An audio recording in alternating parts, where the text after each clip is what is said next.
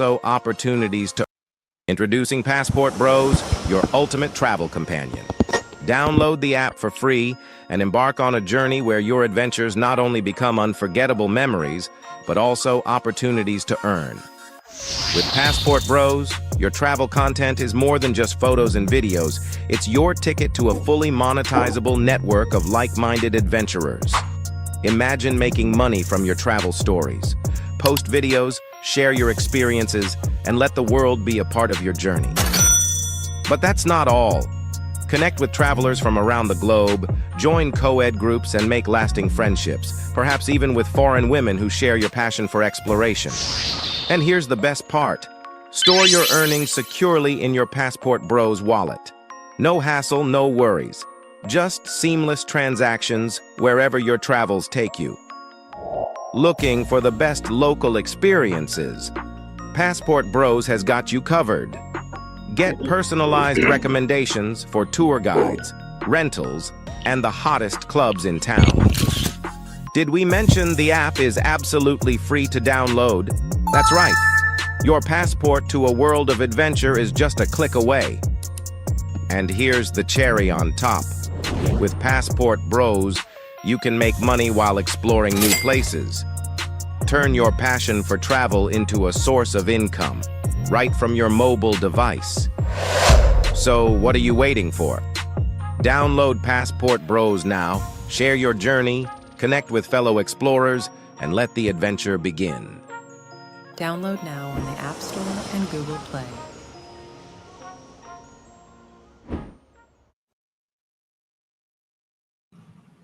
All right, family, we are live. Welcome to another show. It is your man BMT in the house. I hope you guys are enjoying your Monday evening. This is technically the Sunday rundown, but we're going to say Monday rundown because I know a lot of you guys are in the States and you're watching the NFL on Sunday. So basically during NFL season, we kind of push it back the next day to Monday. All right, because I know you guys like to watch your football. I'm a football fan myself.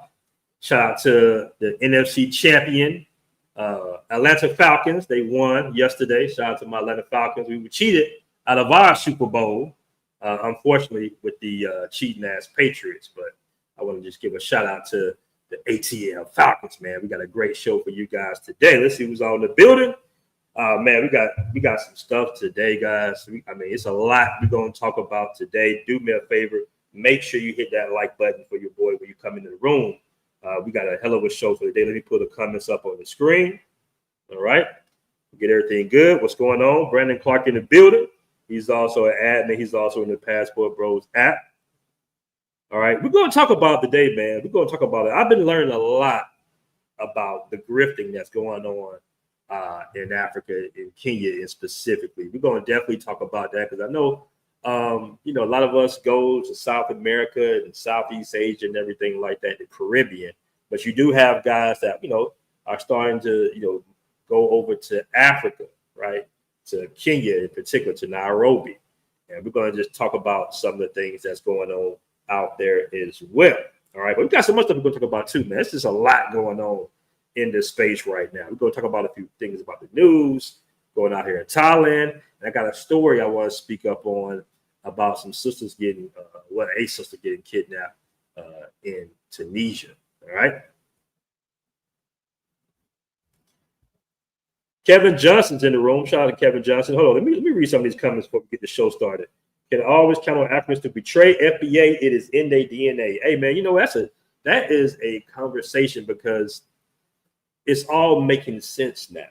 You know what I'm saying? It's all starting to kind of, even when it comes to Obama being Kenyan or coming from a Kenyan father and his race relations with, FBAs in the States and his lack of doing anything, it's like it's starting to make a little sense now how they kind of view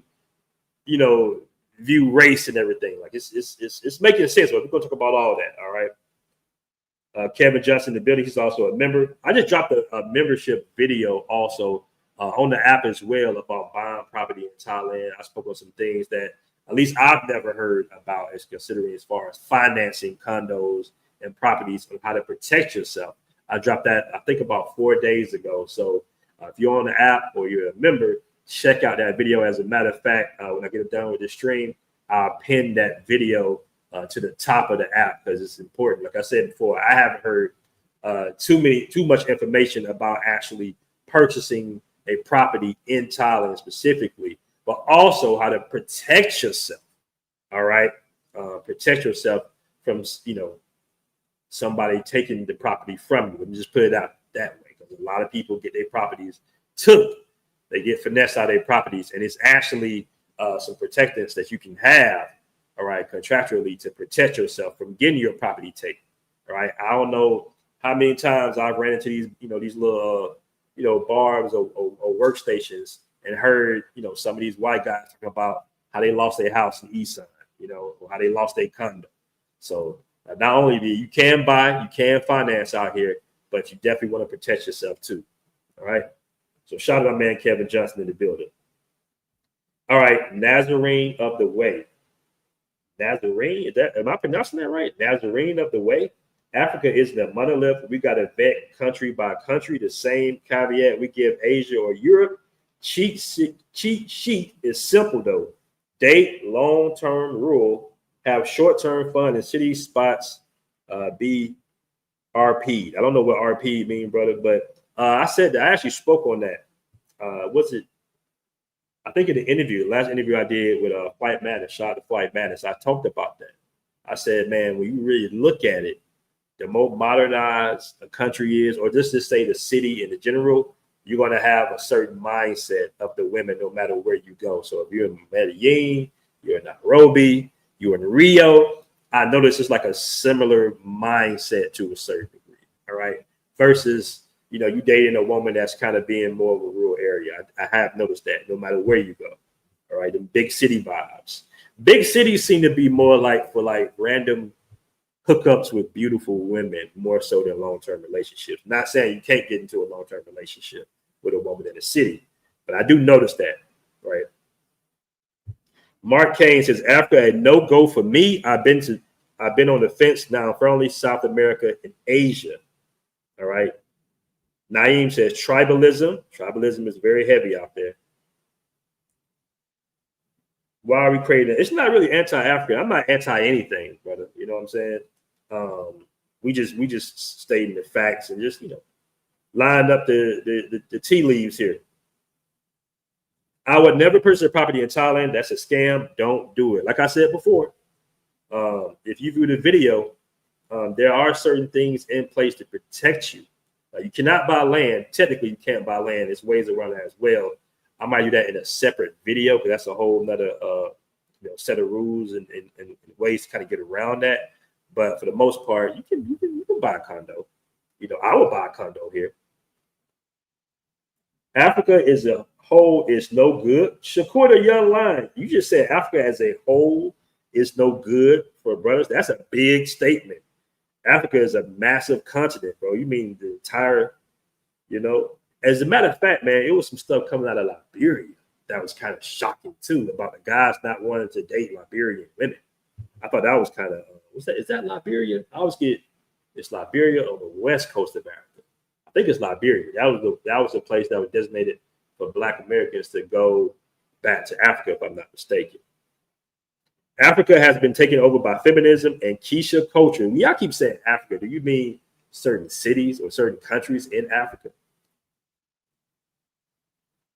What up, Ray Hanna, the Hanna Force? All right.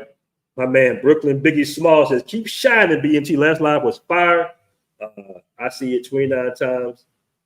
That's how good it was. Oh, I seen it 29 times. That's how good it was. Yeah, that was a good live, man. We might drop a panel. I got a little time today, man. We might drop a panel, Shout out to, man, I forgot the brother's name.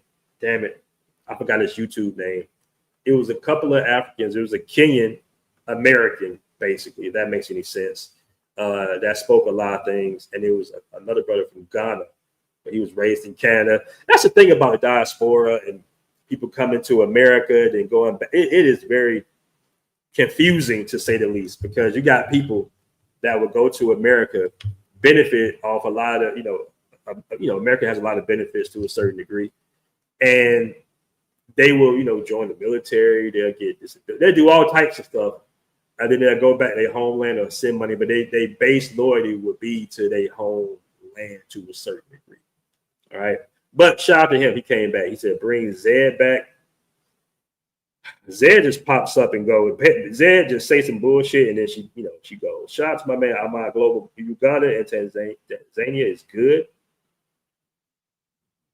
Not all brown parts of Africa are taken over by feminism. All right. So before we get to we'll get to Africa in a minute. Let me pull this up. I want to point this out real quick for the family who are thinking about coming to Thailand. All right. So for my guys, my party goers. So let me remove this. Hold on. All right, I know you guys can't really read that on the screen, but basically it says Thailand's updated alcohol law balances public health and tourism. All right, so basically what the state is saying that November, I know the words are very small, starting November 8th, right? Starting November 8th, there'll be an alcohol sales restriction, alcohol sales hours restriction. And basically, alcohol will be permitted for sale from 11 a.m. I'm sorry, only between 11 a.m. and 2 p.m. and between 5 a.m., 5 p.m. and midnight. So basically, they're talking about giving tourists a possible 10,000 baht fine if you are caught drinking alcohol after midnight. Now, I don't know how this is going to apply to walking street and the clubs and the bars and the restaurants. It's been very vague so far. Just keep that in mind. You don't want to be drinking out in public to a certain degree. I don't know if they're going to be going into clubs like 808, Flex and everything, running out. I mean, they have done that before. But I would just be mindful starting November 8th. If you did plan on having a vacation out here and turning up late at night, you might want to rethink things. All right. So I just want to put that out there because a lot of people don't know. And it's funny, man, because I've seen whole groups of guys come out here to Thailand doing Songkran and be upset about the water festival because they was unaware of the water festival going on. Whole entire groups, right? So just keep that in mind, guys. Someone said this is good law. In my opinion, y'all drink too much out here anyway. He said it says exception for entertainment areas. We'll see how that plays out, man. I hope so. All right. This has been going on. It's been a lot of this going on as far as people making different videos, trying to interpret the law. That's a sketchy thing. Like I said, in my opinion, you're just going to have to see how it turns out. You have to just go out and see how it turns out. All right. But that's actually one of the more recent articles. All right. So let me go. I got 120 people in the room. Let me go ahead and get to before we get to the Destiny Connectors, all right, because that's what we're being called in Telegram chats right now. Destiny Connectors, meaning, all right, we are their pathway to U.S. citizenship or green card citizenship. But before I get to that, I want to cover this story right here. Hold on. Let me play this right here now. I got to mute the audio, but I'm going to come right behind this with a, okay, it's muted. All right. So this is some sisters that went out to Tunisia. Why they would choose Tunisia and North Africa, I don't know. All right. It's pretty sad, actually, what happened. All right. So to make a nutshell, apparently she went to the club, or they went to the club in Tunisia, and they got back into their hotel room. And she goes upstairs. She comes back downstairs to get some toilet tissue. And the next thing she knows, she wakes up in the back of a car being kidnapped. And she basically the driver assaults her, punches her in the face. I'm gonna show the video, the news clip in a second. And she escapes. And when she gets back to the hotel, people act like they don't know what happened. So let me go ahead and play this news clip real quick. This is Africa and barely escaped. This is a crazy story right here coming out of North Africa. Oh, here we go. A Maryland woman says she was drugged and kidnapped on vacation in Africa and barely escaped with her life. She's just gotten home, and tonight she shares her story with Bob Barnard. I don't know what happened to me. I just know I was trying to fight. I was fighting for my life. A grown-ass man. I was fighting for my life. You know what I'm saying? We met best friends Mika and Queen at Mika's home in Montgomery County. They just got home Tuesday from what was supposed to be another one of their adventurous week-long vacations, this time to Tunisia. That's in northern Africa. It was traumatizing. Like, even here, like now, like she got her own house, I got my own place. We stayed together. Like, we still scared because it's like, I don't even know what happened. I don't know how it happened. I don't know if y'all... Mika says this past Saturday night, after returning from a club, she was drugged and kidnapped from her hotel after going to the lobby to get some tissues. The next thing I remember, I'm in the back of a car. And I just start opening doors. I start panicking.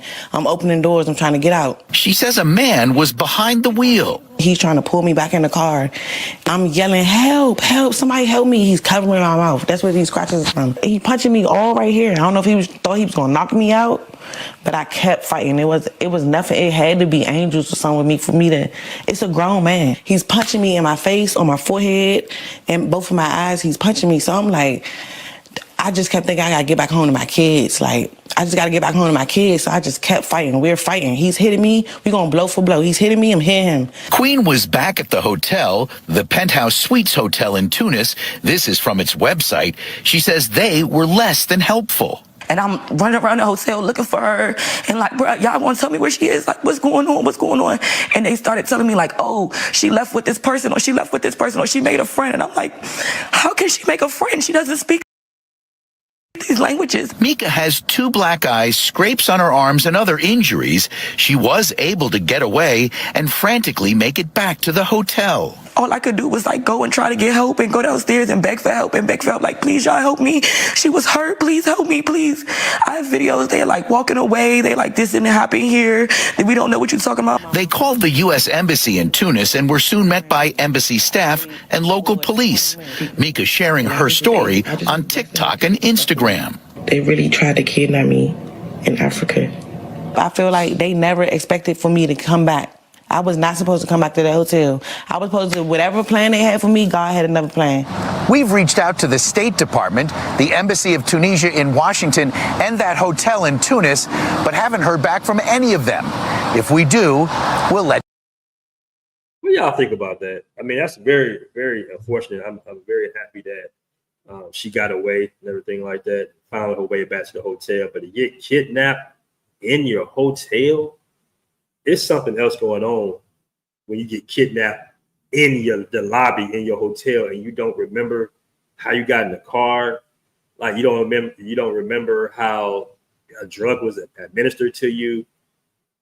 I don't know. You know, that's just really crazy to me. But at the same time, it's just like, man, you girls, y'all going on these girl trips, you know, for whatever reasons, you know, and why you pick a country like Tunisia, I don't know. Maybe you're just trying to go to different exotic places, get more stamps on your passport.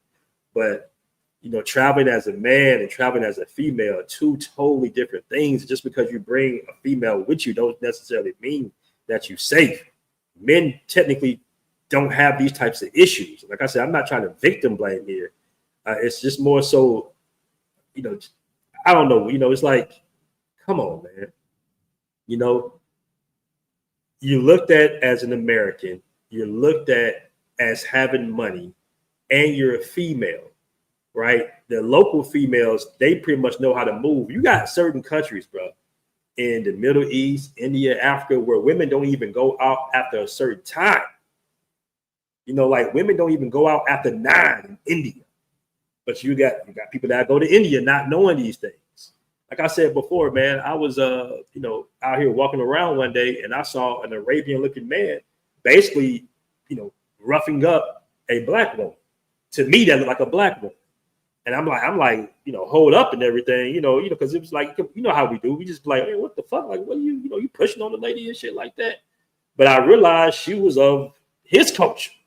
Even though she looked black, you know, she was of his culture. So, she started speaking whatever country, whatever, like in Arabic or whatever language that is. And I'm like, oh shit, that's okay. That's your lady. Okay. Like, all right. So we don't know what be going on out here in these countries as well. And I looked up the stats. Tunisia's not necessarily, they say the crime is, is relatively moderate there, but they say they do have an issue with kidnappings. So if this country has an issue in that particular city with kidnappings, especially women, why would you go there as women? Or did you not do your research? Because they're saying that they have a spark in 2017 in kidnappings for ransom. So basically, what he was going to probably do was kidnap her and try to get some ransom for the family. I don't think I doubt it's definitely not a hoax, bro. Come on now, Kevin. It's not a hoax. I mean, she was bruised and battered. She was beat up pretty bad. All right. All right, shout out to my man Asoma Abdul with a $5 super chat, man. I really appreciate it. And BMT, do you think bros should buy new or secondhand jewelry if you want to simp a younger cutie? I was leaning towards hitting a pawn shop. Thoughts?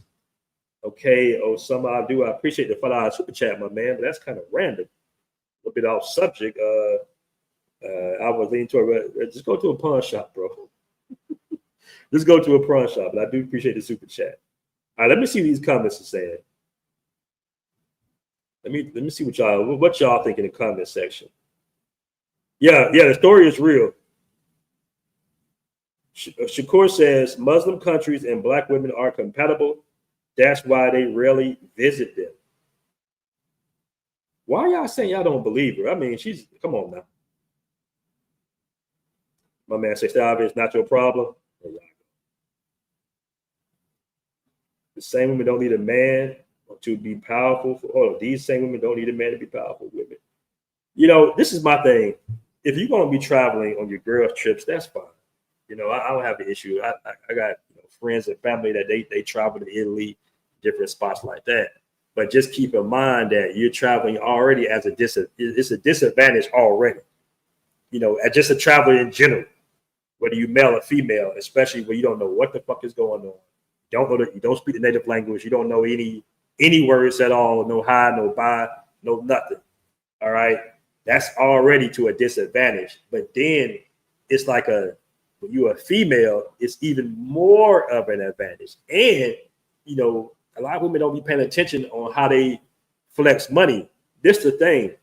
In these countries, bro, they're not necessarily used to seeing black people with money. In a lot of these countries, there is a black population in most of these countries around the world, come to find out. But they're not used to people, that look like us or our complexion having money and having an American money. So right then and there, you're going to incite some form of jealousy, even in Africa. Even in Africa, bro. They're looking at those like, oh, look at those Americans. Look at those Americans with no men beside them. You're in a Muslim country. Look at those Americans. Look how they dress. They got money. They spending money. They're buying their own drinks. They're not even used to women in their own country having money. All right. So you had a huge disadvantage there, in my opinion. I'm glad she made it out. I'm glad she made it safe. All right. I don't want nothing bad to happen to anybody like that. But you got to be aware when you travel in these foreign countries. You just got to. All right. And the thing is, the hotel was in on it. I'll let you know it's a whole thing going on out there. The hotel is in on it. You got kidnapped at your hotel. That says a lot. You don't even know you don't even know. Somebody could basically hit you in the back of the head or something. You saying you was drugged. At what point did they administer the drug on you?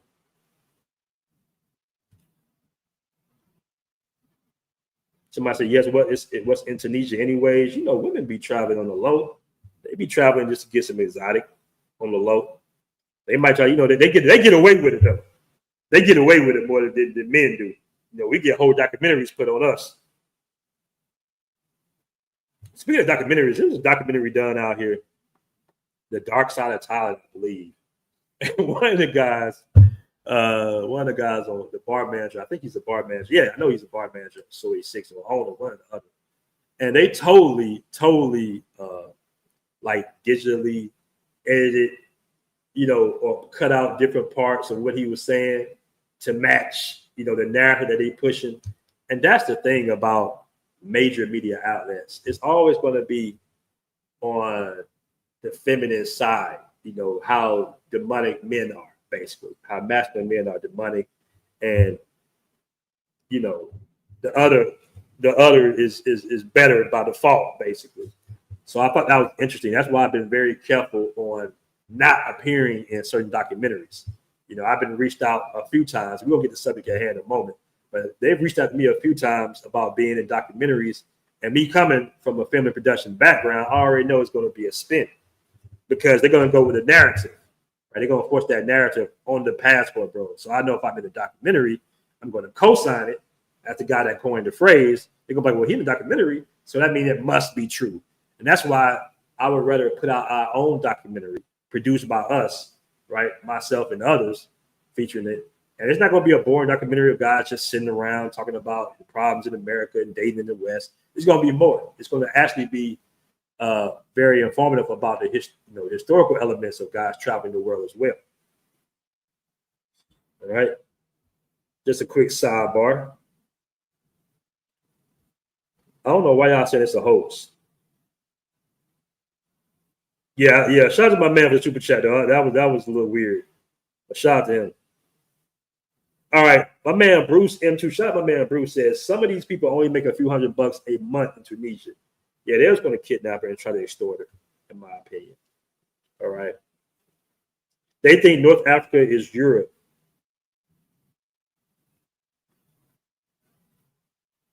Yeah, stay in America with them kids, Keisha. Yeah, why not travel with your children though, man? Well, why y'all going out? I mean, I don't know.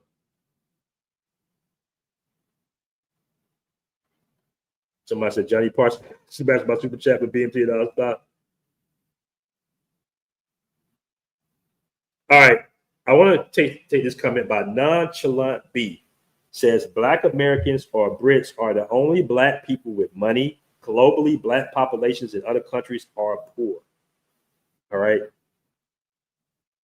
And if you do run into some of these brothers in these other countries, right, that are kind of living to be the local, they living it up. I hate to say this, but they might be doing some type of nefarious activities. So if you're in Colombia and you see some Colombian bros with some bread, just keep in mind they might be doing their thing, the low. So keep that in mind as well. But Nonchalant, unfortunately, you're right. And that's what draws so much attention. That's what you got to understand when you travel outside these westernized countries, that, you disrupt. I think it was a white woman, and she was at some type of event or something. And I've heard this before. I actually heard this statement from one of the Rockefellers back in the day when they were talking about Africa, right? And this Rockefeller, it was at Harvard. It was at one of them Ivy League schools. I wish I had the clip to show you guys, but I think they scrubbed it from the internet, right? This is like early YouTube stuff. And this Rockefeller said there was in Africa, and there was concern about African businessmen basically coming together and trading across the borders and stuff. But the Rockefeller guy said the African news is not the problem.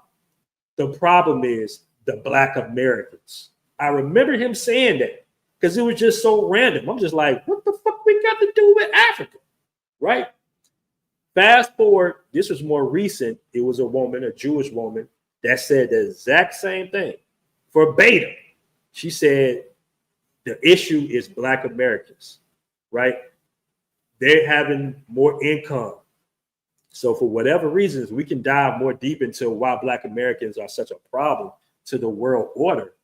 But I'm just pointing that out to say that when we go these places, you got to understand that we disrupt the order of things, and in some cases they don't like it. Right? But some of these people from the Middle East, these Indian countries, they got a whole thing called a Brown scale in India. Right?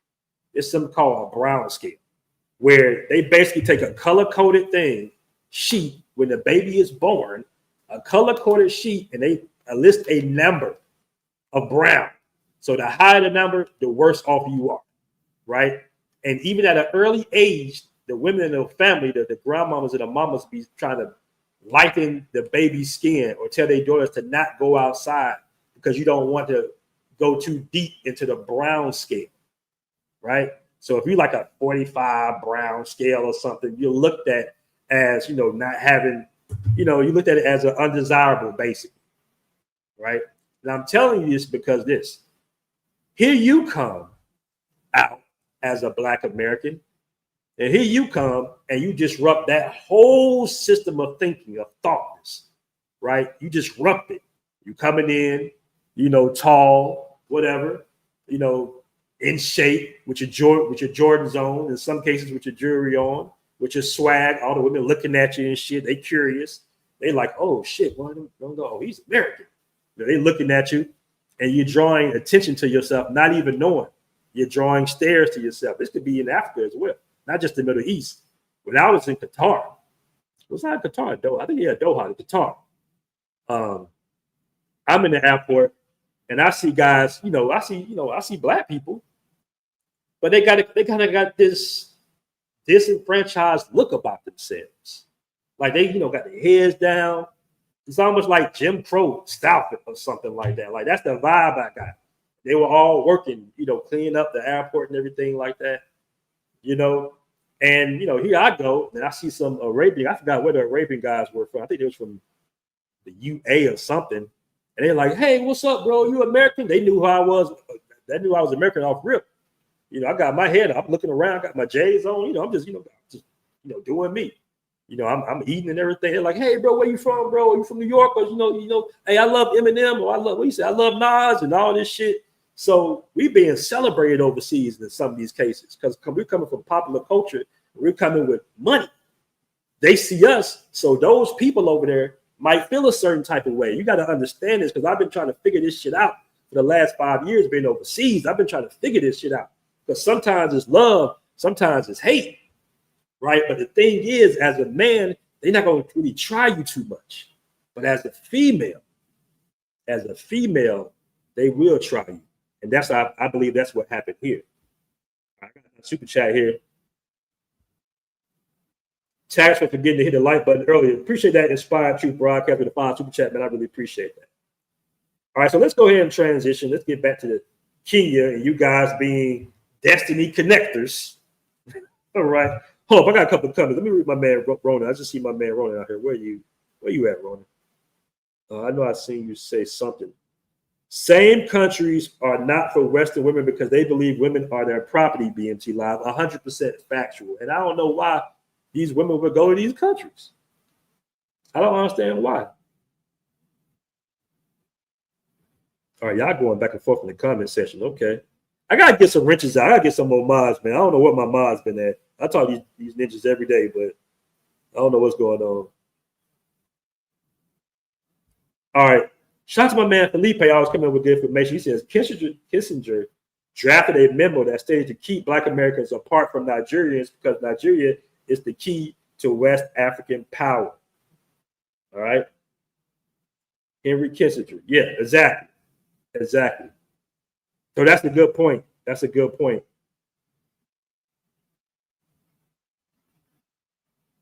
Okay, y'all just saying random shit in the comment section, but it's all good. All right, so let's get this. Let me go ahead and get this video right. Let me put this video up. Hold on. We are meat. Okay. So I don't know if you guys have been noticing, because I'm not on TikTok like that, but there has been a lot of videos from Kenyans on TikTok. And if I got any Kenyans in the chat, you're welcome to pull up when I drop the link for the panel. All right. There has been a lot of hate posts. It says Kenya versus the Passportbros pandemic. So apparently it's a pandemic now. And she got my man Austin kid faking this up there with Jay Rello, even though Jay Rello doesn't consider himself a passport bro. Of course they're gonna put that on. All right, so let's see what she has to say. Power vested in me by this passport, by birth. I have all the credibility to address this issue. I started with this guy, Jay Rello, of Akasema, we are mid. right? So basically this is short form for mediocre. Kenyan ladies are made. No problem. Tukamsamea. Tukamsamea. And then it was followed by these other guys now who are hosting an event at Kutuambia. They're dubbing it Celebrating Kenyan Ladies. And boy, was I pissed. First of all, that's some neo-colonization mindset. Do you remember? Y'all hear what she just said? Because Austin and Kid Fakeness is doing an event celebrating Kenyan women. She said that's neo-colonization. How so? Please explain. Remember that Kendrick Lamar song when he was dissing Drake and he said, "You're not a fucking colleague, you're a colonizer." And there's a very thin line between that and even realizing that's what you're doing. So to any Kenyan lady who will go to this event and not only go, pay $1,000 for you to celebrate us. My friend, we have celebrated ourselves. Do you know how many clubs we have in Nairobi? We celebrate ourselves every day. Yeah, that's our second msitukasirishe na hata mtulipe kwa sababu sasa kama mimi nimejam tu sana the stakes are too high. We already have Kasongo na we have been dubbed third world. The stakes are too high for us to start paying you to tell us that we are beautiful. We know that shit is a slap in the face for an African woman to call Black Americans colonizers, bro. That shit is a slap in the face. Why are you here? And Kenyan ladies who are enabling this kind of people, regardless of the skin color, you really need, but I don't blame you, you know. I don't blame us. I mean, we've come a long way, but I really hope that we realize our self-worth sooner than later. Listen to our Black American passport bros and brothers. You're very welcome. But let's have some house rules here. Let's have some home trading. You're in our country. Let's start there. Unaelewa? You're our visitors, right? You feel like we should be grateful. Umekuja hapo ukiongea kizungu mingi, kizungu mrefu with a... Hey, the white guys, the Indian guys, the Asian guys, they get 100% passes out there. They get a pass. She's specifically naming the Black Passport Bros. Couple of dollars, and we are very good hosts, but we can also be terrible hosts. So you know your place, and you be good. You know your place? What's our place? You cannot come here with this neo-colonization mindset. And because they threw an event. Because they threw an event celebrating Kenyan women. We colonizing it. And I thought it was just her. I'm thinking like it's just gotta be just her. She can't be, she's just talking nonsense, right? Nah, it was a couple of videos. I'm gonna show y'all some more videos. And you probably don't even know that this is what you're doing to us. Next time, mukuje, mutulipe, try our food, have a cultural experience. And if you feel this doesn't suit you, go back. What do you mean we are made? Hiyo sasa inamaanisha nini kwa Kimeru? You know we don't understand. Mid ni kusema nini? Mkuja hapa mtuite mid alafu mtuhostie bash ati tukuje mtu celebrate. Are you guys? All right, I can't. That's enough. I can't take no more. I got one more. Let me see what y'all say in the comment section, man. Somebody said sister is crazy.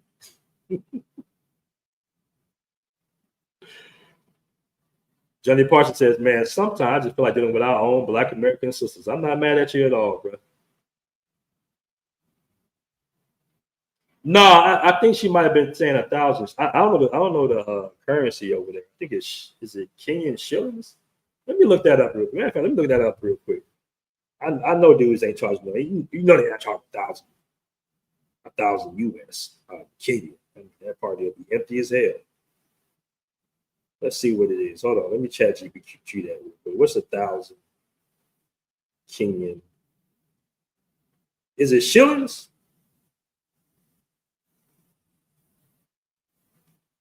I don't even know. What are on Kenya? Yeah, shillings. So $7.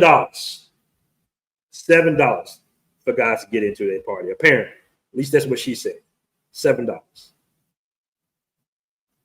Yeah, we didn't know our place. We didn't know our place.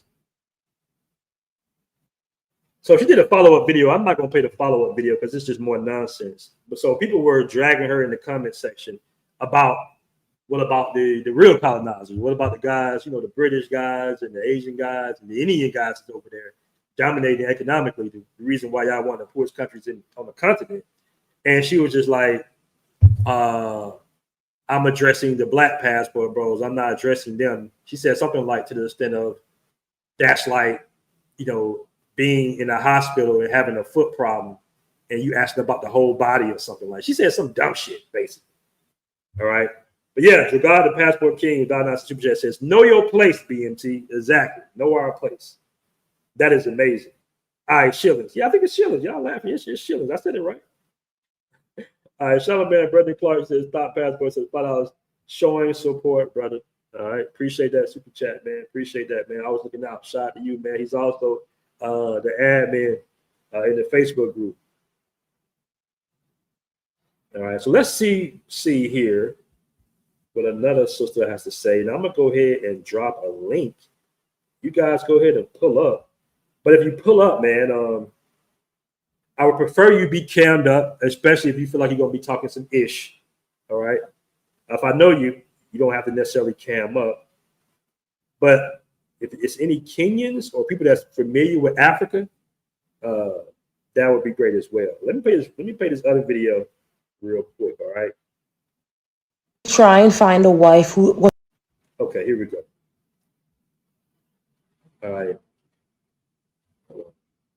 So I believe this sister is like, I don't know if you say Kenyan American Kenyan, I don't know.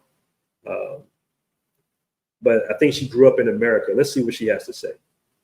This video of this passport bro who went to Kenya to try and find a wife who wasn't going to hold him to Western standards. They didn't care about money. And for context, I'm half Kenyan. My mom is Kenyan. And I don't think a majority of men in the West, especially American men, realize how much easier dating is for them. Like, they have always complained about how women here expect so much. They have no idea. In Kenyan culture, at least in my tribe culture, there's an idea called a dowry. And when you get married, your husband is expected to pay dowry for you. The amount is very, very high. It's decided between the men in your family, the men in his family. And he has to pay all of it, right? And if he pays less or the amount isn't acceptable or he pays none, you guys are not married to them, technically. Like, you are not legally married. You're not viewed as married. You're not culturally married. They do not respect your man as a husband in the home. He is not the man of the household, and they will hold to that. And we are taught, like, as a Kenyan girl, I can tell you right now, I have been taught about dowry since before I could spell Kenya. This video of this passport bro who went to Kenya to try and find a. You know what? I thought I had a longer clip. Let me catch the super chats in a moment. But basically, she just goes on to say about, dowries and everything like that, which is fine. That's your culture, but what's going on out there is she's basically saying that a lot of the local men don't want to pay dowries no more because they feel like the women in Nairobi are out there a little bit. So even that within their own culture are having issues with the traditional dowries because they're saying, hey, when my parents paid a dowry, the pre-generation, they were basically virgins, basically, or very little experience in that dating relationships. Now the guys are saying we don't want to pay dowries. All right. Hold up. Shout out to my man Saint African. Did I drop a link? Hold on, let me drop another link. Yeah, there you go. Brothers gotta stop looking in the city. Go to the countryside. You're gonna find an African version. You're gonna find is it African? Did you mean African, bro? You're gonna find a African version on a city in larger cities. I think you meant Afar. I don't know what African is. Y'all know what African means, man? All right. Is that like a slang term for women that's just about the bread? But I do appreciate the $5 super chat, Sane African. If you in here, man, you're welcome to come on the show as well. Let me read some of these comment sections. Oh, it was a typo. Okay. Teddy Brewski says a dowry for some used box is literally insane. Somebody said Michael Blackson looking chick from Diary. All right. She look decent though. She's, you know, she don't look bad. I've seen some of her stuff on you know, these chicks, man, they be looking different on their videos and photos nowadays. The dowry system isn't unique to Kenya. They are all over Asia, Middle East, and Africa. That's 100% true. And there are many forms of dowry. There are different forms. In some cases, you might work for the family in the family business. It's a lot different for you. I've seen guys, you know, fix up the family's house, you know, here and there over time. He just, you know, contributes in any type of way. I think it's more about contributing to the family. If you have a reasonable family, no matter where you are, it's about helping out the family in different types of ways. All right. But you don't necessarily want a bill. Like, you don't want an extra bill. It's not something you have to do necessarily consistently.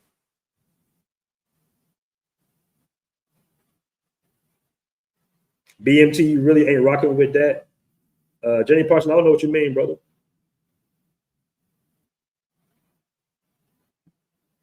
The passport creed says dowry is on a level of trafficking. You cannot buy another human, at least in the USA. I wouldn't take it that far, passport creed. I wouldn't take it that far. I'm not going to say it's a form of trafficking. Somebody said, I'll pay $5. I'll pay $5. I got my man Jay Raz in the building. No normal man is traveling abroad to find some women in the countryside with poor hygiene. Stop it. You know what though, Jay Raz? I will say this. I was in Rio Hacha. We was building a school, helping to build a school. I gotta put that video out one day, man. Rio Hacha out there in Colombia, La Camarones, I believe. And you know, on the coast, man, it's basically a lot of I feel like it's a desert almost. I mean, it's right by the Pacific Ocean. There's a lot of dry land. And I saw some of the local women out there in Camarones, and you know, some of them had the indigenous look, but some of them didn't have the indigenous look. You know, some of them looked nice. Some of them looked nice. So I wouldn't say that necessarily, J Rags. You know, they had bad hygiene. They don't have maybe I can't say they don't have running water. We ate with them. Everything seemed to be clean. I mean, everything was clean. It was just like shacks and you know, my business partner helped finance the roof of a school out there. It was really nice, man. It was a real dope vibe. When you see the indigenous people of Colombia, those are the true, you know, let me not say the true Colombians, but yeah, those people were there before the Spanish arrived. So in a lot of cases, they don't give resources or provide any financial things. They just take the people land over there, right? And they push the people out on their little version of reservations out there, and they don't give anything to them, basically, right? So that's that. But just to your point, I would not say I know which women you're talking about, like the ones you see in Medellin, you know, on the streets and everything like that. But in Rio Hacha, the women, they look good. You know, some of them look good. I don't know if I got a video or a picture I can show to you. Do I have a video on my laptop? I don't want to get too far off subject, but yeah, they look good, man. They look good. They look decent. All right, Kobe, you want to come back on, bro? You said she's right. I'm gonna drop a link if you want to pull up. Kobe 10. I think that's you. That was on the last show. Okay, y'all going a little too hard now. Come on now, she don't look that bad. Somebody said Rio Hacha Ninja, you've been out there. Yeah, man, I've been all over Colombia, bro. And you know the crazy part is I got footage, everything. I did a whole video about us, you know, giving back and the kids and everything. It was dope. I just never put it out. Because in my opinion, it's just not about that. You know what I'm saying? Like I don't like, you know, I've been on food drives in Rio, the favela. I just never put the footage out. You know, one day I will put the footage out, but it's not about, you know, bringing out your cell phone and, you know, showing everything. I've been in, apartments with, locals and everything, and the favelas and the barrios, everything, man. Them people need help. I would honestly say at this point in my life, I would say that Black Americans are privileged to a certain degree once you recognize real poverty. And you're talking to somebody that, grew up, not necessarily in the hood, but I had one side of my family that was in the projects and everything. And my other side was like most Black Americans. The other side is suburban, low middle class, private schools. So I had a little bit of both worlds. And even those projects in America, in some cases, would be high level living in countries like Colombia and Brazil. Even in the projects, you got, hot water, you got electricity, you got the bricks, but, and then I remember back in the day, some of the projects in Atlanta, they was actually, looking back on it, they were actually pretty nice. The neighborhood was terrible. Crackheads everywhere, trash everywhere. That's the first time I ever seen trash just sitting on the ground. I'm wondering when they gonna pick it up. I'm like, y'all gonna pick up this goddamn trash? It's trash. I remember the first time. I remember it had to be 1989 or 91, 92, something like that. This is the first time I visit my pops. My dad might get mad at me for saying this if you watching the show. And it's the first time I was in the projects, right? The whole time, it reminds me of that movie from Sylvester Stallone, Over the Top, right? So here I come, middle class family from my mom's side, private school, still got my little uniform on. You talk about culture shock, and we go to the projects. I spend time with my pops, and I know a lot of you brothers experience this. And I'm gonna super chat in a moment. We're gonna get back to the subject at hand. I ain't gonna sway too hard. But so I'm in the projects. The first time I'm about 9, 10 years old, I see my little brother and everything. This John Hope projects in like the late 80s or early 90s. And I see a roach, right? I didn't know people in the projects ignore roaches. Like roaches just crawling around. So every time I see a roach, I'm pointing it out. I'm like, Dad, there's a roach right there. Dad, hey, it's a roach right there. I'm hitting the roaches and everything. He's like, calm down, son. I'm just like, what you mean calm down? Yeah, I'm pointing out everything. I'm like, hey, Dad, it's a carton box right there, a pizza box right there. You want me to throw that away? I'm just seeing roaches everywhere. Talk about culture shock, man. Let me get you super chats in the moment, though, guys. I know some of you guys have been through that shit. I know it just wasn't me. All right, shout out, man, Kobe. He said, she is right. J. Rello, Austin, Troy, White. I don't know who that is. Ronald Wolfo. Kid greatness, you are on notice. Y'all are not welcome. All right, Kobe, pull up, bro. Appreciate the super chat, the $2 super chat. But if you're gonna make Val, I'm not gonna say it's a threat, but let us know what they're doing. Like, why? What's the issue out there with them? All right, and you're Kenyan, by the way, bro. So I just dropped the link in the chat. Kenneth Johnson with a 5 super chat says African women aren't really checking for Black American men. Same energy as the feminist sisters feel like we're being iced out of Kenya. This man said, iced out of Kenya. Shout out to you, Kenneth Johnson, with the $5 super chat, man. I really appreciate it, man. We got 215 in the room. Guys, do me a favor. Make sure you hit that like button. And if you want to speak on this subject, go ahead and hit that link. Yeah, Ronan, I don't know what my mods at. My mods, they probably in Medellin somewhere. I get some new mods, man. I'm gonna go through and mod I'm gonna mod you up too, Ronan. I don't know how to do that while I'm live, but I'm definitely gonna go back and mod. If you guys want to mod up, just drop your name in the chat, and I'll give you a mod. I don't know what my mods. Shout out to my mods. Like I said, they be going back and forth to Medellin damn near monthly.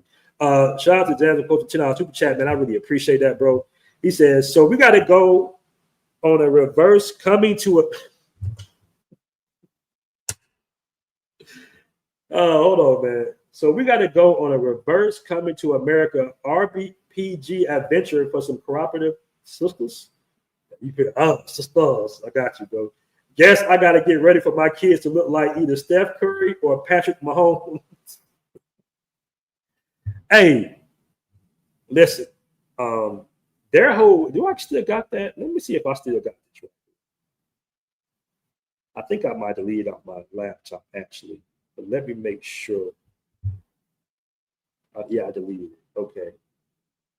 Because it was a Kenyan woman that came. Here we go. Y'all can see what she said in this chat. I just gotta make sure it's blocked. Let me see if this is disconnected. I appreciate the super chat, Xanthos Punch. I appreciate that. Oh, let me pull the first one up. Hold on. Let me pull the first one up. Now I'll read it momentarily, guys. Give me a second. I just want to make sure that is it this one? Hold on. Let me. Okay, let me just make sure I'm putting up the right ones. All right, let me read this real quick. This was I read this in a previous stream. This is coming from a Kenyan woman right here. She says, Africa is so tribal. We don't even like each other here for real. But most of us have that white supremacy mentality. And when you get past that, there's the elitist, tribalism, classism, etc. African men don't like Black American men here because y'all are the top of the tree. They smile in your face, but deep down, they don't like you for real. They want to be like you guys so bad. Most ladies here worship white men. They get away with so much. Whites, Kenyans, and Nigerians men do way worse to these women, but you don't hear them calling them out. The things these ladies do here with the white men, oh my, you will be surprised. Thing is, you really have to vet the women here. I'm talking, find out about her background, what kind of family she's from, if she went to college, what job she got, just a lot. Oh, and make sure she comes from money. I'm with a Black American man, and when I tell you, I always have to check someone because they always have something to say about Black American men, and they don't know the difference between passport bros and ex-mongers. To them, all Black American men are passport bros, ex-tourists. Okay.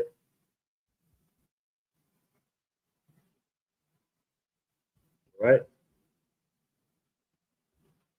Likewise, I'm popping down the coast. Let me see what you got to say about that. Kobe says, Kobe, you're welcome to come on, bro. You're not busy. You don't got to cam up. With the 5 super chat says, I am not judged for Black American men. You have nothing I could ever want. Now, Kobe, brother, you are damn near American. You fought in the U.S. military, bro. You know, you got to come on, man. You got to come on and explain yourself. Somebody said, white men over 50 are winning in Kenya. Man, listen. When you pass by a Kenyan or Ugandan woman in Pattaya with a 65-year-old white man, you can't tell them nothing. All right, they look at you with so much pride. They throw their little head up at your ass. They want to make sure you see him. They hold his hand. This motherfucker walking like this. You know what I'm saying? Old as hell. They pepper, show you like, look at me. You know, you just be like, okay, sister, okay, all right. Oh, I got you, Brandon. I got you. You should have been in mine, bro. I'm sorry about that.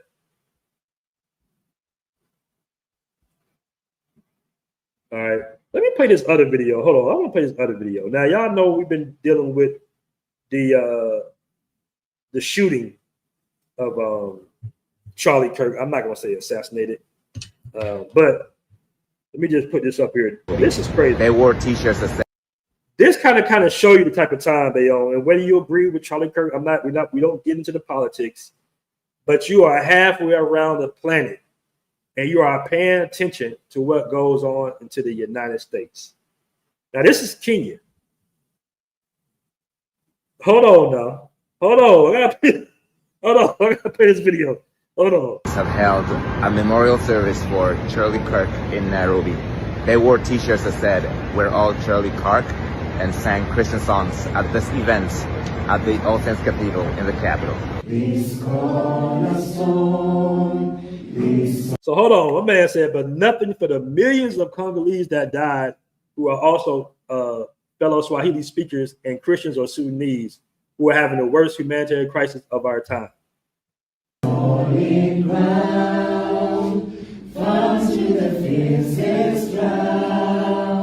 That is weird as hell. Whether you agree with the Charlie Kirk situation or not, listen, I don't agree with what happened to him. That was unsightly to see. I saw the very first video before they scrubbed it off the internet. I was like, damn. I knew it wasn't fake. I was like, okay, that's not AI. I said, yeah, he's not going to survive that. All right. But this is what's going on in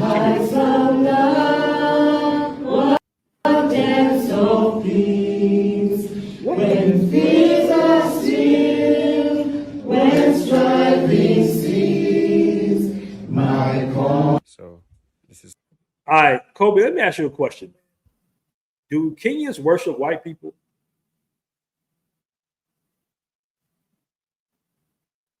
Let me know if y'all worship them. That's crazy. Some sage for your blood clot. A memorial service for one more time. Charlie Kirk in Nairobi. They wore t-shirts that said, "We're all Charlie Kirk," and sang Christian songs at this event at the All Saints Cathedral in the capital.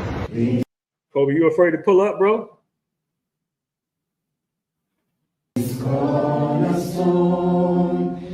Solid ground, fast to the fiercest drought and storm.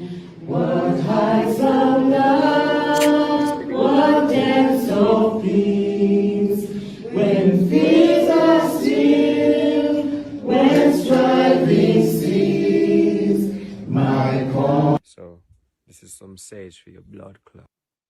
You know what, man? I thought back in the day when Tariq Nasheed said that Black Americans are the, what do you say? Are the pride of Blacks around the world, the representative of pride amongst Blacks around the world. I assumed that he was capping, trying to make us feel good. I just assumed that. I'm like, yeah, okay. I'm like, yeah, come on, man. What about Africa and all that? And, that's what I assumed when you first said that. But now I'm starting to see that it's some truth to that, bro. And keep in mind, we got our fair share of people that, identify with what's going on that side too. We got our fair share of I'm not even going to call them coons or anything like that, but we got our fair share of that in Black America as well. We got our sisters that bleach their skin, that put wigs in their hair. We got our fair share. That's all around the world. But we also got a sense of pride that I have not seen imitated in other countries outside of maybe Colombia and Brazil. They're very prideful in Colombia and Brazil as well. You don't get this as much in Colombia and Brazil, but it's sad to see this going on in Africa, which is supposed to be the motherland. It's supposed to be our safe haven. How y'all lost Africa, it still boggles me. And then when I hear, Africans in some cases on these podcasts and all that, and keep in mind, I know it's not all Africans.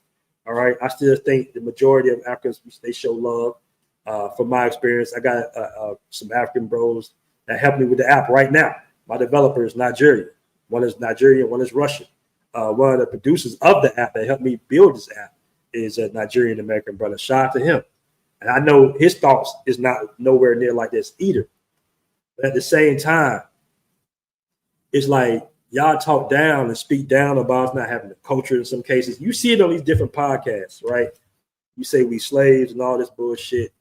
At the same time, we are 12 to 14% of the U.S. population, bro. We are 12 to 14%. And we had to fight for everything that we got. Our ancestors had to fight and in some cases die, right? When you really look into the history of even the Civil War, it was the Buffalo Soldiers that really put in that damn work, right? They was the ones that really cleared the set with the Confederates. A lot of people don't even know this right here. The Buffalo Soldiers, the Black American soldiers, right, were whooping ass so badly at the last moment, at the tail end of the Civil War, the Confederates start begging Black people to enlist and start trying to switch the narrative and say, hey, it's not about slavery. All right. You guys can be free. Just fight for us. Just fight these Black men off because we can't do shit with them. Right. Because when the Buffalo Soldiers teamed up with the the redheads, basically. And those were pretty much Maroons in South Georgia and Florida and everything. When they teamed up with them, the Seminoles, it was a wrap for the Confederates because they were getting hit from behind and from the front. And in a lot of cases, since these men were enslaved on these plantations, they knew the lay of the land better than even the Northerners, right? So a lot of people don't know that. They kind of wiped that from the history books to a certain degree, but you can look it up, right? The Confederates asked for black soldiers to be in their military at the very end. The reason they lost the war possibly is because they didn't enlist the black soldiers, okay? So that lets you know that we damn near freed ourselves, bro. All right? Guys, do me a favor, hit that like button. Okay, I ain't got nobody to pull up, man. Go ahead and end the show. If I couldn't get nobody to, I don't see nobody in the back chat, but it's all good. Somebody said this is like watching a bunch of Stevens from Django. Right. Sir Wolfolk, you over there in Kenya, man. You over there in Kenya. We had a good discussion last time. Roland says FBAs are a pinnacle of the world, BNT Live. You know what, man? Listen, I'm starting to think so. Don't get me wrong.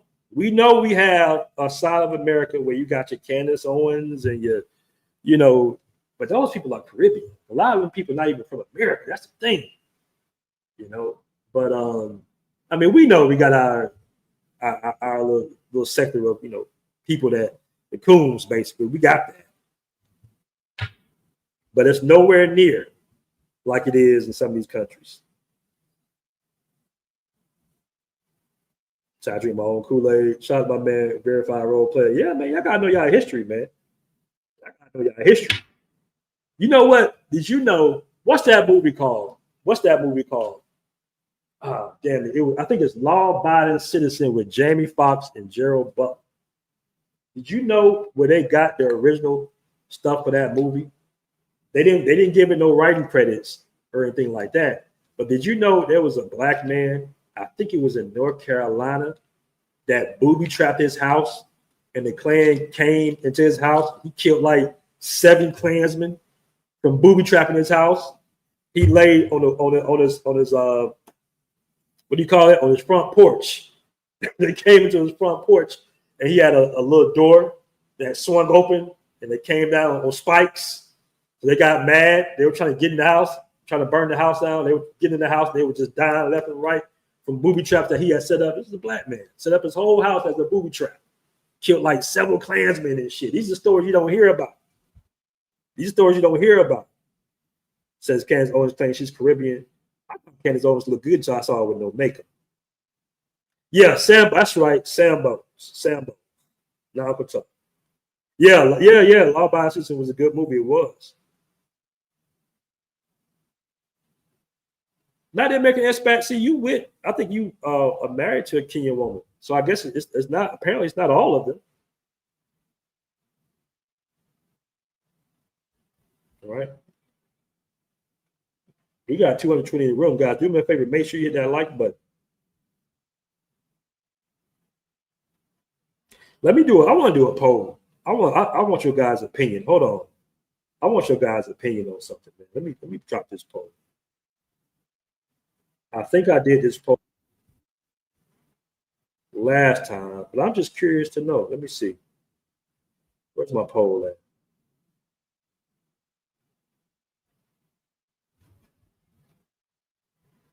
Would you go to Kenya?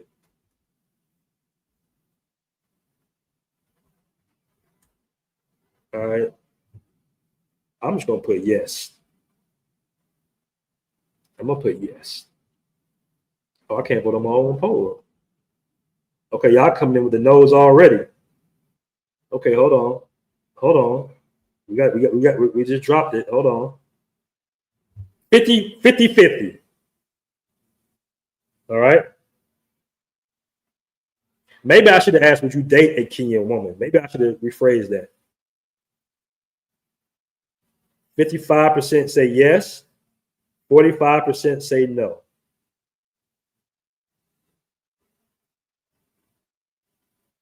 Black Americans cook now. We not our ancestors. Okay, I just missed that. FBA El Guapo supporting Charlie Kirk. Why are you not talking about it, BMT? Who's El Guapo? I don't even know who El Guapo is, bro. Who the hell is El Guapo? That a Spanish guy? Hold on, El Guapo, El Guapo. You talking about the brother that went to? You talking about the YouTube El Guapo? That sounds familiar.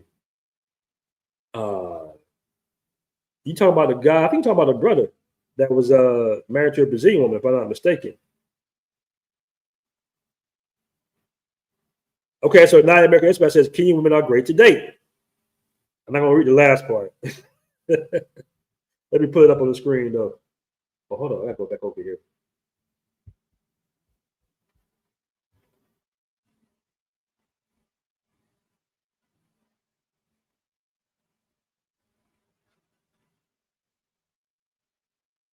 Oh yeah, Beautiful Lives. Okay, Beautiful Lives on YouTube. Yeah, I know. That's my man. I know him.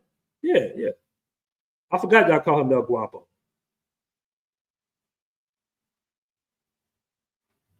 El Guapo is supporting. He's supporting Charlie Kirk. That's I don't know, man. I mean, he's entitled to it. I mean, that's my man. I ain't gonna say nothing negative about my man Guapo, man. That's his opinion, bro. You know, I don't support that. I don't support Charlie Kirk at all. What up, Ronan? What's going on, brother? How are you? I'm good, man. What's good with you? What's good with you? Appreciate you pulling up. Just enjoying my morning, man. I had to get up here. You know, you talking FBA business. Okay. American business, period. I mean, you're absolutely right when it comes to our history. You know, brothers really do need to do their research. You called out the Buffalo Soldiers. Most people don't realize right after the Civil War, the Buffalo Soldiers went over to help America fight the Spanish-American War in the Philippines, where I'm at right now. So Buffalo Soldiers contributed to freeing the Philippines. And then fought with the rebels alongside of the Philippines once the white American soldiers started wanting to call them niggas too. Look up David Fagan. Soldiers started wanting to call them niggas too. Passportbros for life. You there? Yeah, I'm here. What's good, man? When you going to Kenya? You can hear me? Yeah, we can hear you. Shit, to be honest with you, Kenya probably my third option. I was probably gonna go to like Ghana and Nigeria first, then hit Kenya. Okay. What about you, Ronan? When you going to Kenya, brother? Have you been to Kenya, or have you been to Africa in general? No, I haven't been to Africa at all, besides for involuntarily going to Somalia. You know, military took us there. And that was enough for me. I mean, it's not on my bucket list. If I happen to, you know, get a wild hair up my ass and say I want to go to the motherland or Africa or whatever, then I would. But until they start cleaning up their governments and their policies, I would never have it in my mind to be voluntarily wanting to go to Africa right now. Damn, what's the reason though? Yeah, like all parts. You just, you know what? I got another one of my governments are corrupt. They keep the money at the top between the politicians. I don't want to say too much about the Philippines, but that's going on here too. And I think you're aware. I was just about to say, what black nation did you know that's not corrupt though?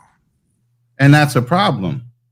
But you think that? No, but I'm saying. Wait a minute. What nation in general not corrupt, bro? True, that's what I'm saying. That's what I'm trying to say. You know, I got a special forces guy that was did his thing. I don't know exactly what he did in East Africa, but he hates it. Yeah. He absolutely, he down there in Colombia right now. He be like, you gonna find out where you go to. You gonna find out why I hate that shit so. I'm like, damn, bro, I gotta check it out. But he does not like it. He worked out there for some years doing whatever he was doing. You had checked it. You seen that comment in the comment section, BMT, when you said somebody said he was in Kenya, right? And I guess he was at a restaurant and he was about to place an order, and then it was a white dude behind him. And he said that I guess the cashier tried to serve the white dude before him. I'm guessing he Black American. You know, we ain't having that. So I guess he said, "Nah, that ain't happening." But that's crazy. That's a crazy mindset to have, though, bro. Like he trying to serve the white dude before the black dude, bro. Like, Hold on. and I found it. Hey, yeah, John Carl Philly says the young line. I was in Kenya this past April inside a pizza shop. A white man was behind me, and a server tried to serve him before me. I put a stop to it, and even the white guy was shamed. You know, that's another thing that Black Americans be doing. We be calling shit out. that would have They're, pissed me they're, they're off. trying to have bullshit in Brazil too. They try to jump in front of you and everything. They be so shocked that you say something, but then they realize you're American. They just like, oh shit, oh he's American. Yeah, I ain't gonna lie. That Yeah, would have we'll pissed call me that shit clean out. off, though. I ain't gonna lie. That would have pissed me off. They do that shit. That man, I've experienced some little bull, like I say, not so much Colombia, but definitely in Brazil. They would Yeah, I jump remember you right in said that front of you. about Brazil. Yeah, They would definitely jump right in front of you because they assume that you Black docile. Brazilian. Yeah, they assume that you're brilliant. Yeah, yeah, that's wild, bro. That's a big word, passport, Black, bro. Life. but Black Wow. Americans are like the Crap. wild card. We like the wild card in the mix. Yeah, but see, We the listen, wild card, bro. Ronan, think about it. Like, I know you heard about how they saying how blacks are in South Africa. I'm hearing that they docile over there. You Yeah, Uh know? they oh, are. uh oh, uh I oh. get on them all the time. They want to come Hold over here on. and tell us how we can run America better, but Uh yet and oh. still, when they're in their country, they outnumber the ruling governments or white people or whatever that's going on. There's majority Black Africans, tribal, whatever, Mm-hmm. and they're still being outrun by Europeans, Chinese, Russians, and anybody else that comes in their country. You haven't ousted. The only one that's done anything is Burkina Faso. Yeah. Tell me I'm wrong. Nah, I ain't Go ahead, gonna. Kobe. Nah, I Kobe, can't even Kobe, say Kobe. that You because want to respond to that? Hold on, Nigeria hold they on, do their Pedro, for life. thing. I don't welcome Kobe to the show. Kobe, you want to respond to that? You got a heavy hitter on the team now. You got Ronan now. Wait, hold on. BNT. He should What'd you just address. say? He should address when he say he don't want nothing from Black American, whatever. He don't want nothing what Black Americans got. What was that comment about? Here's the thing. In a lot of these um, live streams that you guys have, like this is as an example, like there's a lot of comments in there saying, you know, like Africans do this and we do that. And for those of us who are African in America, when I came here, as it is for most people, we don't identify ourselves first as black, right? We're African. And when we come here and we grind it out, right? And we do what we do and we make it out, and some of us don't, whatever. We don't seek to be identified as black first. Our country, our continent comes first. And if I'm considered to be black as part of the society, great. But I don't need to be identified as black to survive and to thrive. I'll, Really? I'll make it no matter what. I But yet and don't. still your family and everybody came over to take advantage of all the services and systems that are built around Black people. So you're in America, you don't want to claim to be Black, but you're taking advantage of the system that was built by us. Okay. It wasn't just built by Black Americans. It was built by the American society, everyone included. What I'm saying is, as I show up Kobe, here, Kobe, and Kobe, my Kobe, my Kobe comment, hold okay, on, Kobe. Would you agree that it was the civil rights that the only reason you're inside of America, though? Would you agree I to I that? I do agree. I do agree that part. But to say that that's the only reason that I came here and I'm surviving and doing what it is that I'm doing and being successful at it is a lie. It is an absolute lie. Because what you're saying is what my You can't forefathers have did. one without Let the me other. That's finish. a Let me double finish. negative. Let me finish, right? What my forefathers did, what I did to be able to succeed doesn't count. And that's a lie. Nobody's saying that, though. Where you get that from? It's the whole here's the thing. The beef, and I said it last time I was on here. When I was growing up, I listened to black music. I watched black movies, all of that. But being here, I realized you guys just generally do not like Africans because you put us all in this box, right? And it's changing now with the internet and everything. but it was this box of you guys sold us slavery. What city? What city? If you don't mind me asking, like what area or city you was in to say to make that assessment? Because we show love to everybody where I'm from in Atlanta. I mean, we even changed our national designator for a while to African American to be inclusive of you guys. So how do you think we didn't like Africans at first? When I first, it became an issue when you guys started speaking on behalf of FBAs who's that have you been guys? Because you're talking about Africans and like Africa's a big immigrants continent, that are right? black, It's 54 immigrants that are black. countries. I Sir, represent let one. me answer the question. You I just don't said you represent wanted me all to the be rest black. of the 54. Hold up. Immigrants that came over here that were black, that assimilated into the black culture in America, even though you were African nature or of descent, you have started speaking for Black Americans, FBAs, as if you and your ancestors have experienced slavery. And that's when the problem began. See, listen, I'm gonna be honest with y'all, right? It's a major difference between like people from the Caribbeans and people from the continental Africa, and I'm gonna explain why. Okay, for one, for whatever reason, a lot of people don't realize that the Caribbean is pretty much is located in the Americas, right? And then you got the continental Africa. That's two different regions in the world. The thing is, you got Africa, right? It's different because the people in certain countries in Africa, I'm not gonna say all the countries, right? Is the fact that they put YT men on a pedestal. You feel me? Like it's different, bro. Like the Caribbean people, they not on that. Like, and it's crazy because they know they're like from African descent, but they still not on that old putting YT people on a pedestal. Think about it. For example, like Zed, right? She got all the smoke for Black Americans coming to to what you call it, to Africa and stuff like that. But she ain't got you. I never heard her say not one time, and even on her podcast, say anything about the Mazungos, the YT people, right? They never have smoke for her, and that's what I don't understand. Like that don't make no sense, bro. Like, okay, since you African, explain that. Why is it like that, bro? You feel what I'm saying? 'Cause look, at the end of the day, like, for example, I'm Haitian, bro. We the first black nation to gain our independence, bro. And we pretty much destroyed the colonizer. We beat the colonizer. You feel what I'm saying? So we don't have that mindset. So like why in continental Africa they have a mindset that from the women's perspective is YT is their savior. For the dudes, it's like they look up to them. Like I don't understand it. You probably could elaborate more, bro, but I just don't understand that.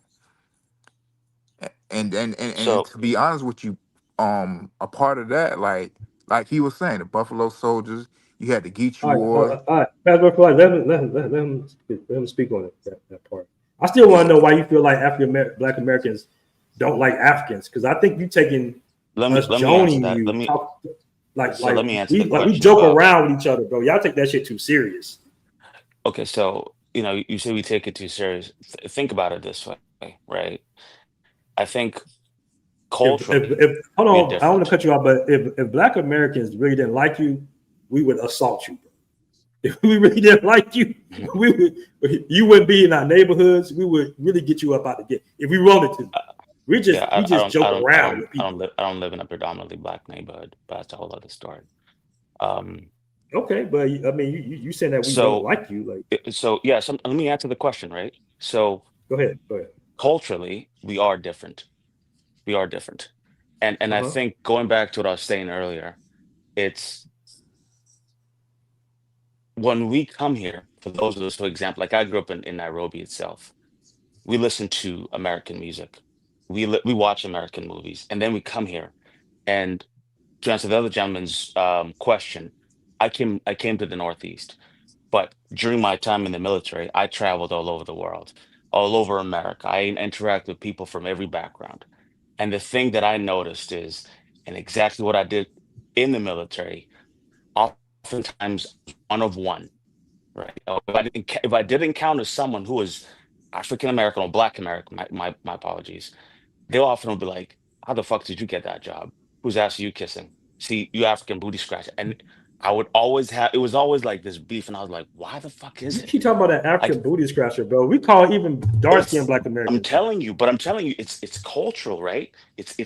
My culture is different from Black American culture. You may say that I take things seriously, then so be it. That's just the way I see things. That's the way most Africans see things. And when we come here, we just dig in and we just do whatever it is that we do to succeed, right? And I think, and just to touch on a different subject, when you hear a woman say what she says about white people or Black Americans in Kenya, well, even me specifically, I'm not representing the whole country. It's my opinion based on my experiences and what I see. And that's important to realize. Don't look at Africa as a country because everyone says, oh, Africa this. No, say the country because you're different. You're distinctly different. And every country has at least 20 to 30 tribes. And that's the biggest problem. You guys are more devout to your tribalism than you are to your nationalism. And you know It what? doesn't It's the matter same if the thing Black here with racism. It's such a listen, big deal. It's the same listen. thing. When it It's an comes to ism. Black Americans, we might have our own individual infighting, but when it comes to uniting, we don't have a problem with that, bro. We will turn around and whoop that fucking stranger's ass and go right back to fighting amongst ourselves. We know who belongs and who don't.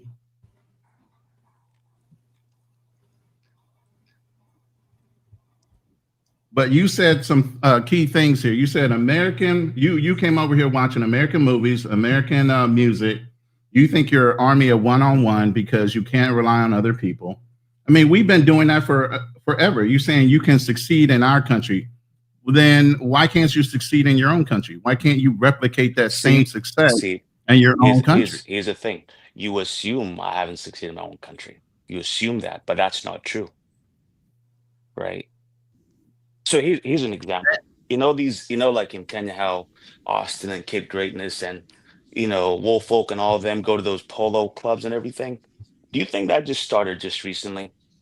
Right? Do you think the Yeah, but people who they're trying to be cool with, hold on, let me finish. The people who they're trying to hang out and be cool with, you think those people don't come from money? You're talking about over 140 years at a minimum. And you're not even talking about going beyond that.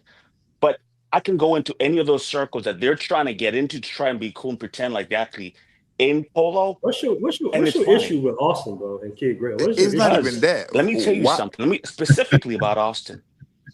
Austin assaulted a woman, nearly killed her, paid her off and her family to be quiet. That's a fact. Is it? What I'm saying Has is it a been fact. documented? Yeah, It's a we haven't fact. heard anything about that. I got a bro. screenshot That's a of him harsh saying it, accusation. and I watched his video from last December when he said it. And then his Listen, subscribers on his Patreon said, yo, take that down. That may get you, that's incriminating. Take it down. But I took the screenshot of what he said on Patreon, and he may take it down after this call, right? But he said it on there.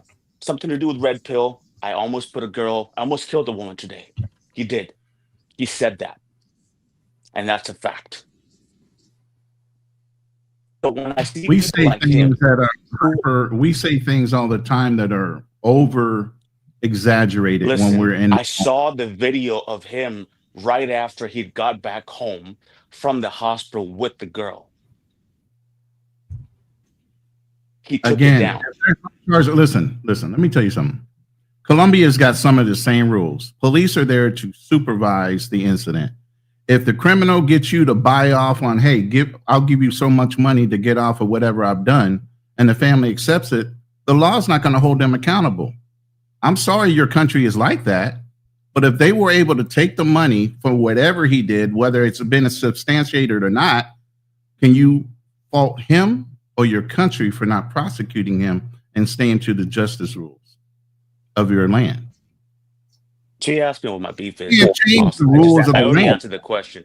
I already answered the question. I'm not going to say any more about But that. you're making accusations that hasn't been No, it's proven. not an There's nothing. accusation. I got a freaking There's screenshot. nothing And if in you the go right now news. to his There's Patreon, you can see the thing from December I'm not going to 28th. be going to anybody's Patreon. Why Okay, hasn't that's it what I'm been? I saying, mean, man. I'm telling you, I got let me proof. put it It's this not, I'm way. just saying There it for the are sake of it. so many Get off of that, feminist man. websites and so many feminist fucking YouTube channels. World Star in particular is owned by feminists. So if something like that had happened, that's big news. Bro, They would have he put it blown on that his shit out of own proportion. Patreon.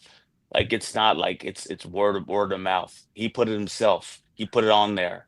Somebody would I have watched the screenshot it and video. put that out there Yeah, though. That shit would have been I don't see how that. I don't see how that didn't get out there a Man, little bit more. listen, yo, like go. Anyways, and I've already said enough about it.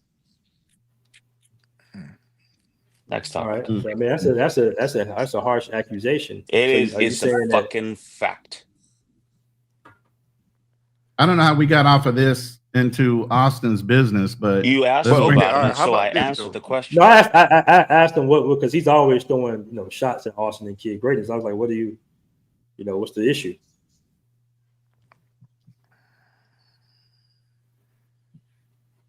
All right, So let's get back to your comment about you went back to Kenya and actually helped your people. Is that what you're saying? I do help people back in Kenya. Don't make the assumption I don't. I'm Don't make asking the you, sir. assumption that I'm I asking you. I said I do help people back in Kenya. How many other Kenyans do the same? Oh, there's lots of people. The thing is this, and here's the difference. Key difference between Black Americans and Africans. We work in silence. We do what we for just all over the world. We do what it is that we do for our communities, but we don't go talking about it. We don't go advertising. So why is it a problem if a Black American go to Kenya and help out the people or like try to organize something within the community? You get what I'm saying? Like, Who specifically referring to? no, I'm not talking about like. I know you probably think I'm talking about Austin. I'm just saying in general, bro. Like, what I'm is? just saying, yeah, I'm not even thinking about Austin, just anybody. Who you thinking about? No, I'm just saying, like, why is it an issue? Like, you get what I'm saying? Like, is it okay? Matter of fact, let me re-say that. All right, is it an issue if a Black American go to Kenya and try to organize something that'll benefit Kenyans? You get what I'm saying? Or try to connect between Black Absolutely Americans? not. It's not an issue. Absolutely not an issue. The issue Okay. is when you have people traveling around the world and then swapping stories about what they're doing to Kenyan women or African women, knowing the fact that, like, going back to some of these situations, right? A person who should not Please be don't use named. Jay The Rello reason why as he a. did it, right? Just no, I'm not. Anyways, the reason why, even in his case, right, he paid off that girl. It's not the reason why she's in this situation is when people are poor in Africa, they are really, really poor, right? So when they take that payment, it's not because they have an option. It's like if I don't take this money, I don't have a means else to be able to put food on the table for me and my family.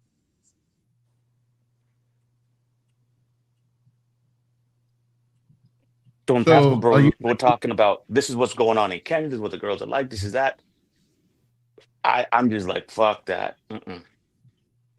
That makes no sense because you're taking advantage of poor people. The same way y'all would get mad if someone came to your neighborhood and was just, taking advantage of people and letting everybody else know about, hey, this is what these people are like, right? They're susceptible to this, they're susceptible to that, and they don't have a means to get out. It's the same situation.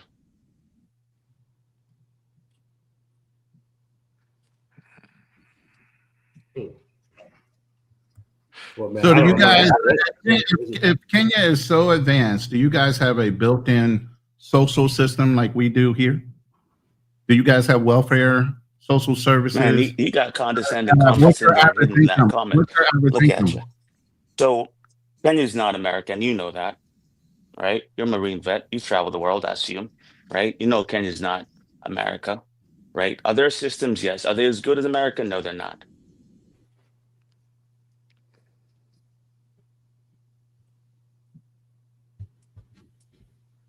All right, let me get a super chat right here by my man Justin with the 5 super chat, and I really appreciate that. He says, that's BS. They've been putting food on the table long before Black Americans showed up. I'm not sure what you're talking about right there, Justin. That's BS. They've been putting food on the table long before Black Americans showed up. What do you mean by that, Justin? I'm super confused by that statement. Do a follow-up explaining that. Appreciate the super chat, though. I don't know who he's referencing. If he's referencing Black Americans as immigrants or FBAs, I don't get it. Yeah, that's a harsh accusation. I don't know anything about that. Yeah, that kind of blew me up right there. That threw me way up. Crazy. Yeah, cause I remember he pointed out that he defended a female and got into it with a dude that was disrespecting another Kenyan woman. You get what I'm saying? I heard he got into an altercation like that. He said that. I never heard of that other thing, but then again, I'm not on his Patreon, so I'm just saying. But if another thing too, man, like even if he did pay off the police and the family, that doesn't stop her from going online saying what happened. You know what I'm saying? Why she never in Kenya it actually does. In Kenya it does. You can't view Kenya like the way you'd view like American society. It's a different culture, right? She's paid off. She's already ashamed of what happened, right? Same thing for the family. They're not going to speak up, right? And the reason why they even got paid off is because they come from poverty. Because had he done that to a woman from an upper class family or an elite family, he would have been jailed a long time ago. All right, shout out to my man, Mr. Duckus, the Navigator $2 super chat. I really appreciate that. Okay, but I can't even pronounce that. How you pronounce that? Mazungus. Okay, Trey. X-ray stories all the time. Yeah, they do. They do a lot of that all over YouTube and all types of stuff they got going on over there. But I do appreciate $2 super chat. They're not gonna speak on that. Yeah, that's they the just thing that be Black throwing Americans. me. Somebody was making a comment about if you go to a Kenyan hospital and you can't pay the bill, the police show up. That happens in a lot of countries. So they're not going to let you, if you're a foreigner, they're not going to let you leave the hospital, especially knowing that you can't pay the bill. You're going to come up with that money. Yeah, you got to come up with that money. Yeah, I heard that. I heard about that in Asian countries too. Yeah. Oh, absolutely. They do that in Brazil, everywhere. That's why I always say, man, try to have a private doctor on call. The only thing the hospital going to do is just patch you up 9 times out of 10 anyway. But if you got a private doctor on call, they might just serve you right at the house. They can bring their stuff and everything right at home.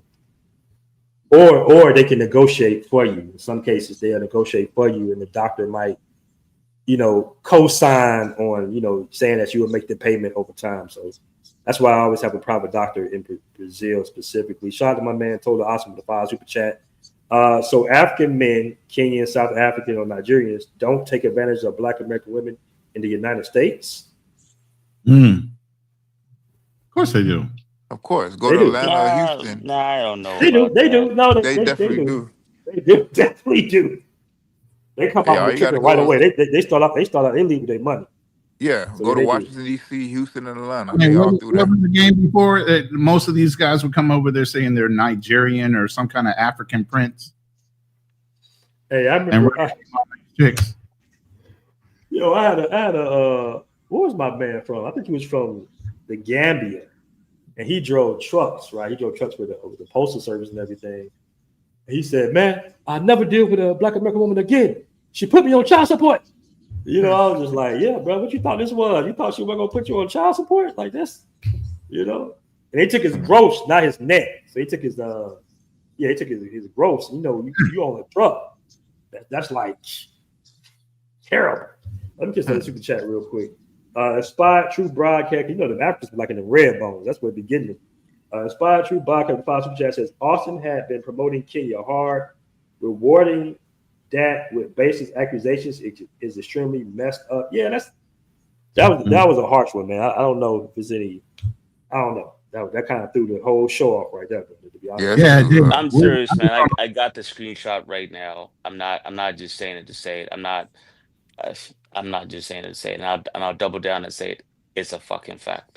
But it could have been taken out of context the way you heard it. Just like dude. Like, okay. Anyways, he made a video right back after he got back. He looked like he was scared, shitless, saying, "Man, I could have gone to fucking jail." Trying to defend a Kenyan woman against a Kenyan. Why wouldn't you be a little scared? Okay.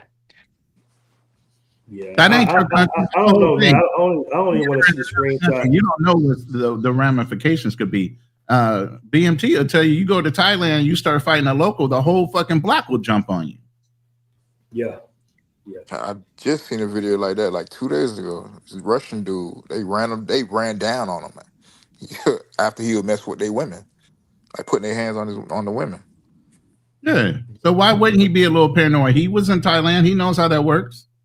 If he's defending a Kenyan woman from another Kenyan Real quick. So, if I may say, this is someone who commented saying it's inspired to broadcast saying Austin been promoting Kenya hard, rewarding that with baseless accusations, extremely messed up. My thoughts on the reason why he Appreciate it. promotes it as hard as he Inspired to does, probably. I put the super chat. right? The reason why I think he does it is because that is now his last stand because he's pushed it as hard as he can, and it's the way he puts food on the table, right? Through content, being able to put, let people come in or whatever the case is, help them with relocation, advise them, all that stuff. It's his last stand because in Africa, I honestly don't think he'd be able to do the same things, let's say in Rwanda or in Uganda or in Tanzania. And I got to be honest, I think it's about to change in Kenya in the next couple of days. But I'm just saying. What's about to change in Kenya? What's about changing As Kenya next far as couple of like days? the way the thought process is with Passport Bros in Kenya and this whole thing about Jay Rello. Let me tell you. So who are really the Passport Bros in Kenya, bro? So here's Nobody's the claiming thing. the So Passport Bros. when you're talking about Passport Bros, you're not even looking just at Black Americans. You're looking at Europeans. You're looking at Asian men. You're looking at Indians or Nah, I whatever. disagree So with let me that. finish. Let me finish. Right. Let me finish. Therefore, you understand what I'm saying. So that's all coming to a head. There's things that have been happening in the neighborhoods that these guys live in, and society there is coming together to really bring it up to the politicians to do something about it. But my thing is this, like we said in the beginning, why don't y'all ever do anything about the white tea men that be talking to? I'm not even gonna bring that up. You know what I mean? Like, come on, y'all don't say nothing about that. They say to It be does happen. white Here's dudes. the thing. It does happen. And So you in had the a last Chinese 20 dude years. literally whip some Africans in one nation. Literally whip him for doing Are you something on saying the did job. that happen in Kenya? Is that what you're I saying? don't know. Okay. If you're talking about other countries, I can't speak for them. I don't I know what think they're that doing. was. I'm pretty sure that was King. I know exactly what you're talking about. If that But happened, let's that didn't hold on, happen the guys. last couple of years. Let's lighten up the mood just a bit, man. I got you, free game. I'm gonna see what you got to say. Let me hit the super chat real quick, man. Wonderful Charles $10 super chat says, I remember being in 112 once, and my homie was talking to a fly. What you know about 112 for travels? What you know about that 112? I remember being in 112 once, and my homie was talking to a fly red bone out of nowhere. A Nigerian dude slide up to the other side of her and put a tennis bracelet on her wrist. I fell out laughing. Yeah, I told you, they leave with the money. They leave with the bag off rip. Them They ain't boys playing don't no play. game. They leaving with their wallet. Well, that's why they're All trying right. to ban them from South Africa, cause South Africa, it's baddies over there, so they always over there and stuff. So I heard I that, know, I know some rich Thai guys that do the same shit, though. Being that he's I know some Thai Nigerian, guys do the later same on shit. that night when he got done sleeping with her, I'm sure he snatched that bracelet back somehow. All right, free game, you there? Appreciate super chat, wonderful travels. Yeah, I'm Free here. game. Give me 1 second. Okay. Give me 1 second. Yeah. Kobe, man, I gotta lighten up the mood, brother. I don't. I mean, that's a big accusation, man. I don't want to keep me off big time, bro. I was I don't want to keep in one talking about mindset, it, that just put me somewhere else. Yeah, it's still kind of just, I don't know. My thing is, bro, like when I go to Kenya, I want to just get treated like everybody else, bro. You get what I'm saying? Like, shit, give me a fair shot when I go over there.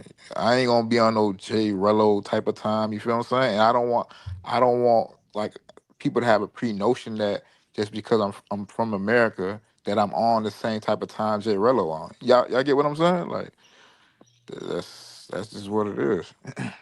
It seems like it's a little jealousy there.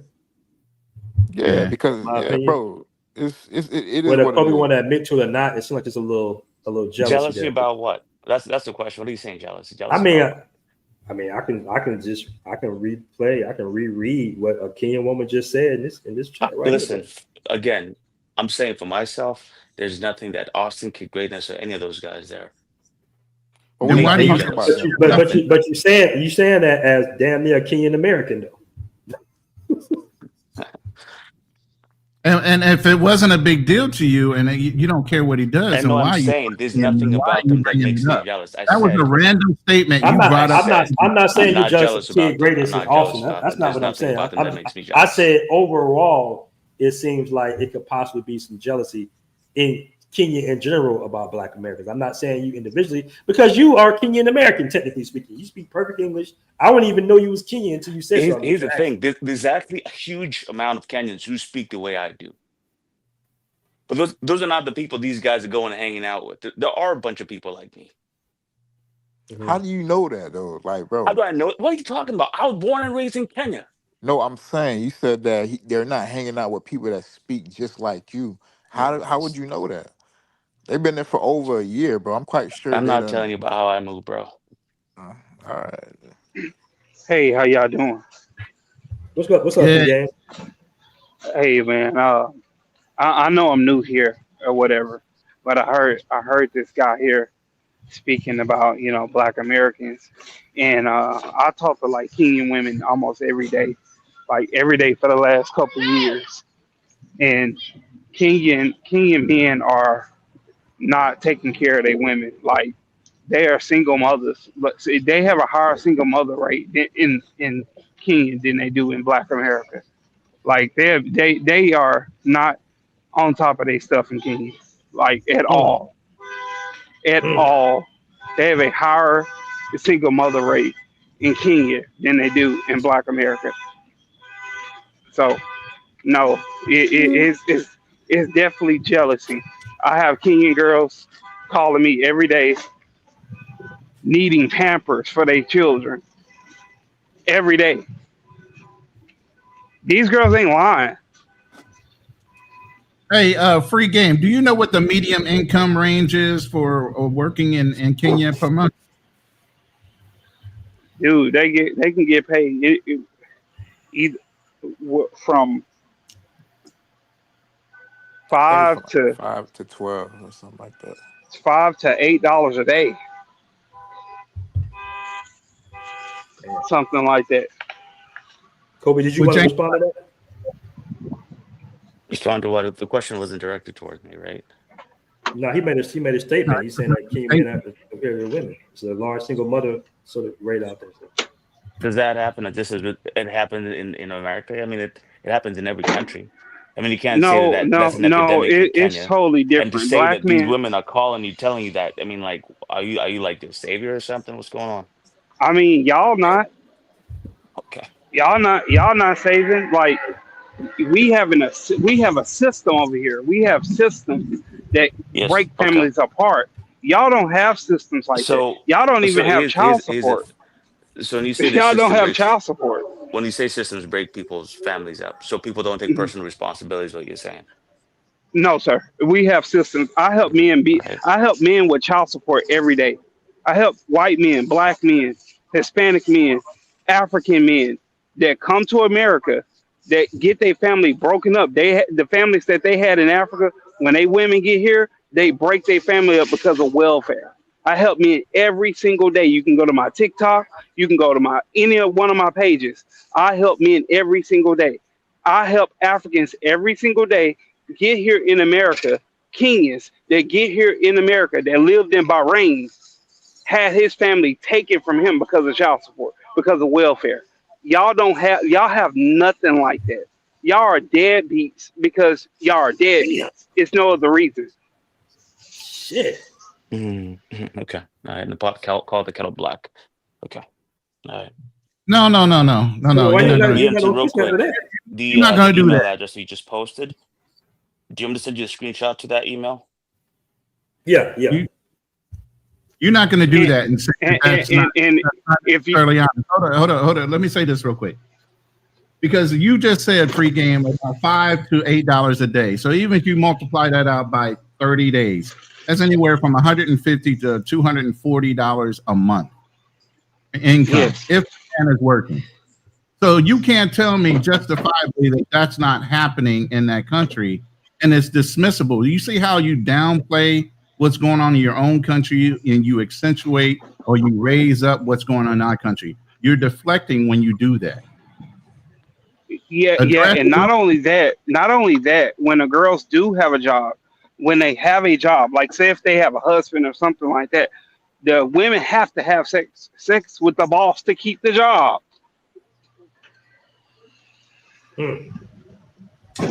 So Tell me that would that's not explain happening. why. That would explain why they see white people as they savior. Then, like, like, it's sad to say, but yeah.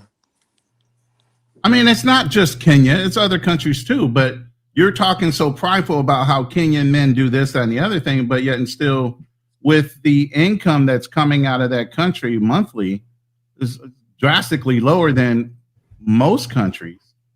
How are you saying that there's not a high single mother rate or abusive rate? And how are you saying that Kenyan men aren't jealous of Black American or FBA men going over there with the wealth that they have and the ease of them being able to do things where you guys are struggling to be able to keep up? How are you saying that they're not acting jealous? I think Kobe's not there. Use your business. You in Also, if he can pull up a video of Austin, I can pull up a video of I can pull up a video of three Kenyan men robbing my Kenyan girls All farm. right, So let's not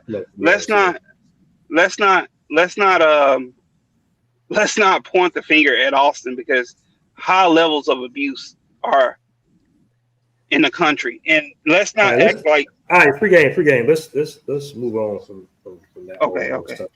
I just sent you the screenshot. All right. Usual business. You want to speak on it, bro? All right, cool. I'm in my computer class, so give me a second, but I'm gonna go real quick with this. I think we as Black American, y'all gotta stop being so naive to shit. Like, I mean, I'm sorry, because we gotta stop being naive, man. Like, of course, somebody's not gonna tell you, quote unquote, come to my country. Nobody really wants to compete with you on an open ground. Everybody wants to compete with you on a quote unquote when the odds are stacked against you, basically, right? No one wants to run a fair one-on-one with you. Let's be honest with you, right? Especially when it comes to any financial situation, whatever situation we're not doing the one-on-one. We always getting jumped, right? So when you come to any country, you come there, and you can bought your love, you can invest your money. You either doing computer science, you're doing whatever. And you move it with your 80,000 K, bro. You can pretty much bogart most people financially. Everybody kind of already know that. The reason, the reality is, I don't expect people to be like happy with y'all necessarily when you come there. Especially they're gonna be giving you the side eye, right? Especially if they think you quote unquote doing better than them. Everybody wants you to do good, but not better than them. So y'all just gotta be smart about this, man. Like, folk are not gonna, some folk are not gonna roll out the the Red welcome mat for you. carpet. Yeah, but see, the And thing is, oh, my bad. Go ahead. I'll go ahead. Yeah. And I was going to simply say, man, like, when I really feel like y'all really being too hard on yourselves. Like, man, you got white dudes going out there causing, giving girls like 1,000 for A's out there necessarily in Kenya. You don't hear nothing about that. All of a sudden, you come over there, God forbid, you do something wrong, right? Then all of a sudden, it's on national news. But, apparently, white man coming over there and giving 1,000 for A's is not national news, right? Coverage. Surprise, surprise, right? That So, happened in like I'm Kenya. You saying, talking bro, about the y'all DJ? really got to just be more focused on yourselves, man, and do what you're supposed to be doing out here to accomplish your goals. Because at the end of the day, right, one man's hero story is another man's failure story. So, be the heroes of your own events and let the failures fall man anyway, bro. It is what it is. All right, good point. Good point. Go ahead, Kobe. This is an echo chamber. Anything that doesn't suit the way you see the world or the way you see Africa, the way you see Kenya, the way you guys are talking amongst yourself is a problem, right? You can open up that email I just sent. You'll see that screenshot. No, I'm not gonna. I'm not. I'll do that for the Okay, show. but I'm just saying. I'm not just saying for the sake of it. And having somebody come here and be a contrarian, and you guys get mad about it because I'm still looking at the comments, right? And to me, it doesn't really matter because at the end of the day, I still get my fucking paychecks at the end of the fucking week, every single fucking week. And it doesn't affect what people say, but I'm trying to give you an understanding that there is a different side to Africa. To go there and be exploitative of the society and the community, and then posting it on YouTube or Kick or Patreon, and telling guys, "Come on over. This is free game. This is free chicken out here." No, for those of us with means, yeah, we're doing something about it. When you get that check, say thank Black American ancestors for Nah, bro, being listen, the best you act Africans again in the as if my world. family did not do shit for me to be Yeah, here. yeah, yeah, Stop yeah. that, We bro. got Stop game it. changer in here. Stop. Uh-oh. Stop, man. just Stop. when you go to one of my ancestors' grave and you give them a 40, put a beer down there, put Free some game. He doesn't care about that. See, I done ready put some bled, peppermints down cried, there and or something, sweated for man. this nation. So there's nothing more that I need to do. He said some peppermints. Yeah, do something, put some apples, Bruh, Give a little red candy, bro. Yeah, give a red Some kid a butterscotch. All right, Put game the changer. You butterscotch there? down there, put boy. the strawberry candies down there, man. Strawberry candy. Game I might changer. just do You that in the next room? time. Yeah, I'm in the room. What's good, man? You been hearing this?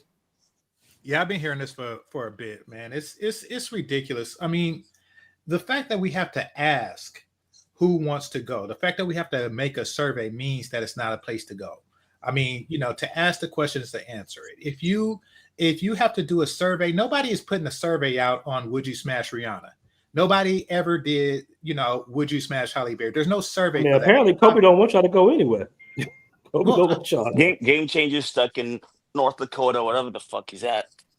California. Nobody really cares about places like that. California, a place that you fought to be in. Oh, right. Now, right. Shut up and let me speak. Now you shut the fuck up. Now, hey, guys, come on, let's have some decorum, man. Nobody ever asked an African person, do they want to come to California? The answer is obvious. The answer is not obvious with Kenya. It doesn't sell itself. And then you have a bunch of jealous. Wait, so you think you or some kind of savior going to sell Kenya to the world? That are upset because they're not broken up to keep their chicks. Are they too broke to keep their chicks? That's it. They don't have enough money to support the mid chicks that they get. So not only do you have to game changer, you gonna get my come on, man. You gonna get my okay, my bad. Oh, he's a punk anyway. It don't matter. Yeah. Okay, I understand.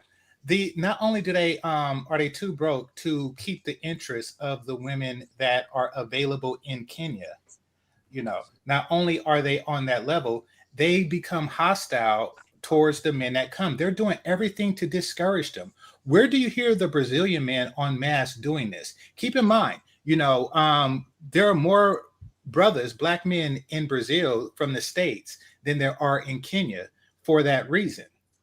And you don't hear about, the brothers acting out against these people, even when Austin had his situation.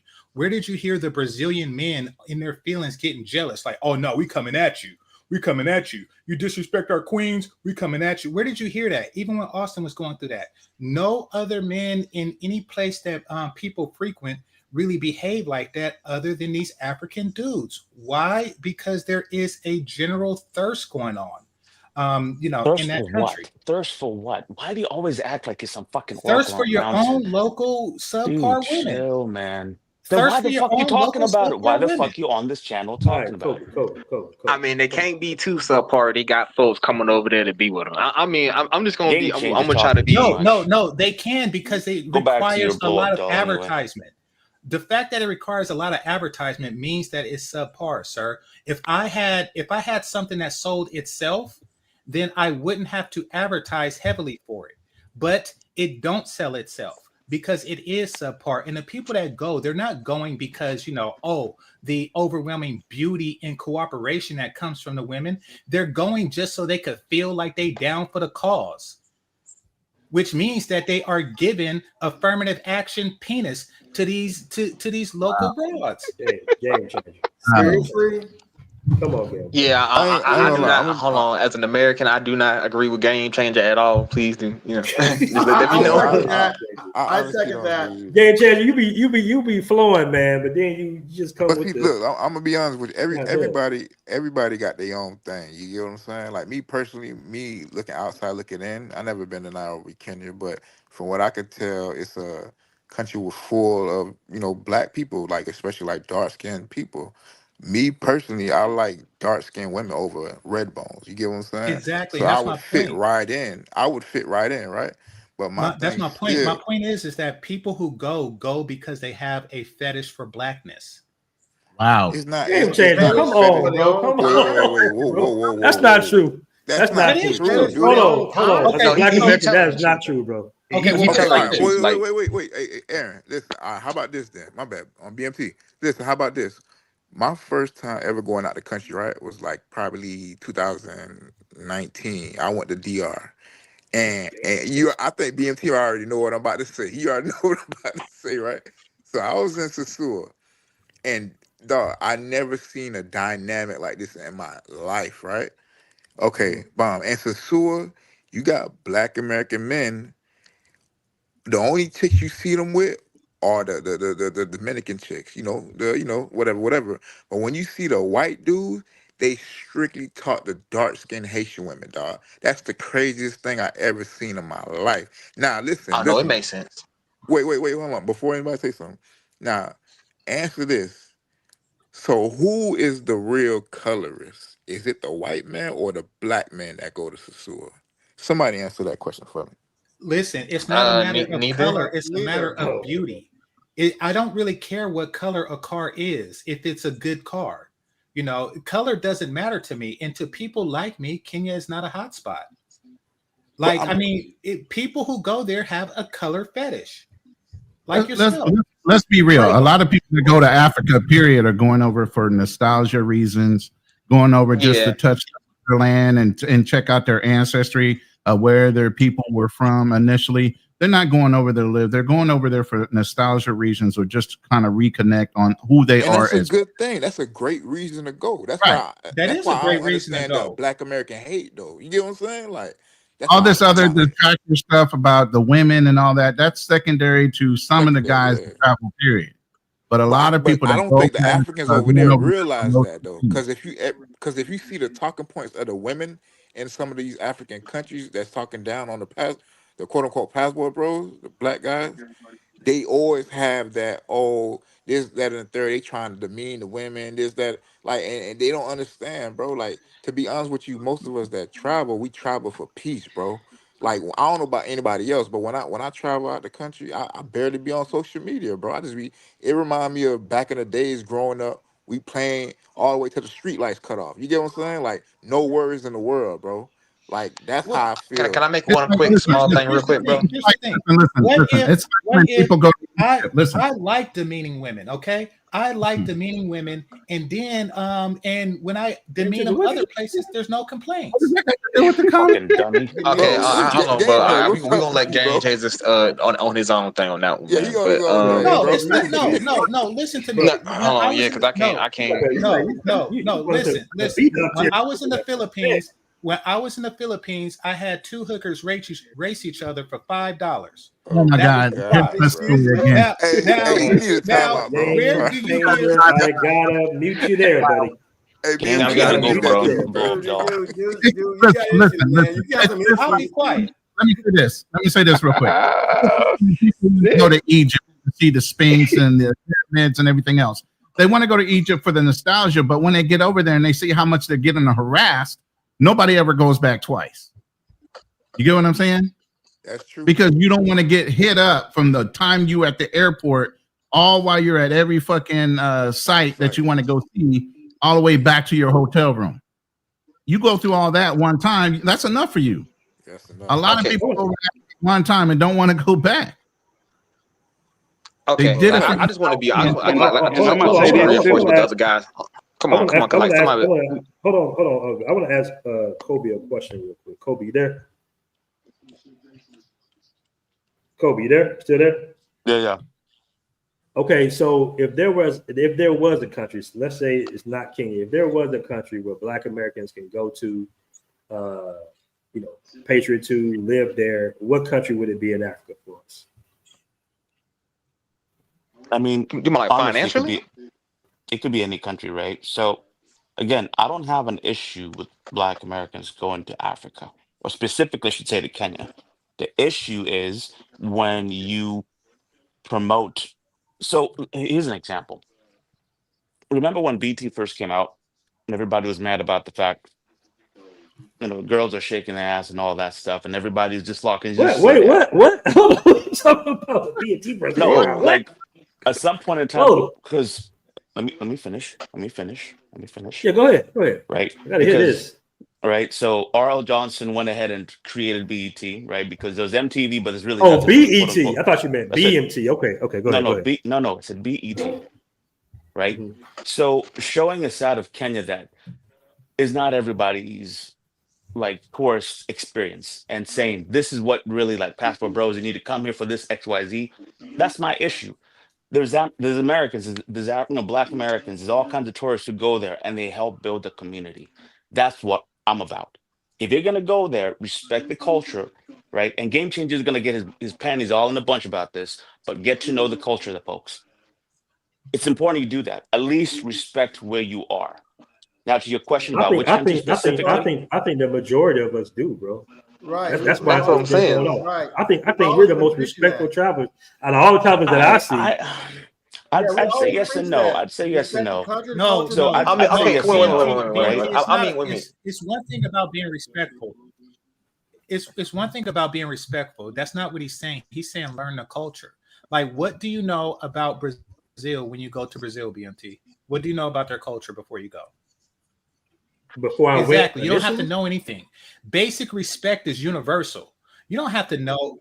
You don't have to know who the president is. So you back don't to the question have to you know asked me, when BMT, right? slavery So was emancipated. to ask you about which country specifically, I'd say Don't Nigeria or have to know, something. Maybe Ghana. Before you finish, Kobe, hold on. Anything like that. Hold on, Game Changer. Hold on, I got a super chat here. I want to just Don, I super chat my man Drew. Kobe, how can we hear this divide between us? And I think that's kind of near the question that I was asking you. But go ahead. I think in all honesty, it's we as Africans. Like I'll tell you, like for me, it took. I think it was my experience being in the military, right, and then seeing all the shootings from Trayvon Martin on, and then getting to read the 1619 Project, and getting to go down to Alabama, down to where they have, the it's like a memorial where that was built by Brian Stevenson, this lawyer who built where everybody was lynched. He set up a memorial for them, right? I think getting to understand what I'd say is the Black experience in America is deep, and it's important for Africans to do that, right? In the same tone, I think it's important for Black Americans to understand that again, we are not a monolith. 54 countries, 54 different cultures, and everything from your tribe to And I don't need to know your, no one was fucking talking to you, Game Changer, bro. Just shut up, right? He's asking a question. And you got to listen. No. Just sit down. So understanding the cultures, understanding the tribes, understanding. It's a $2 question and you're giving a $20 answer. Hurry up and answer the question. Game Changer, come on, man. Go ahead, Kobe.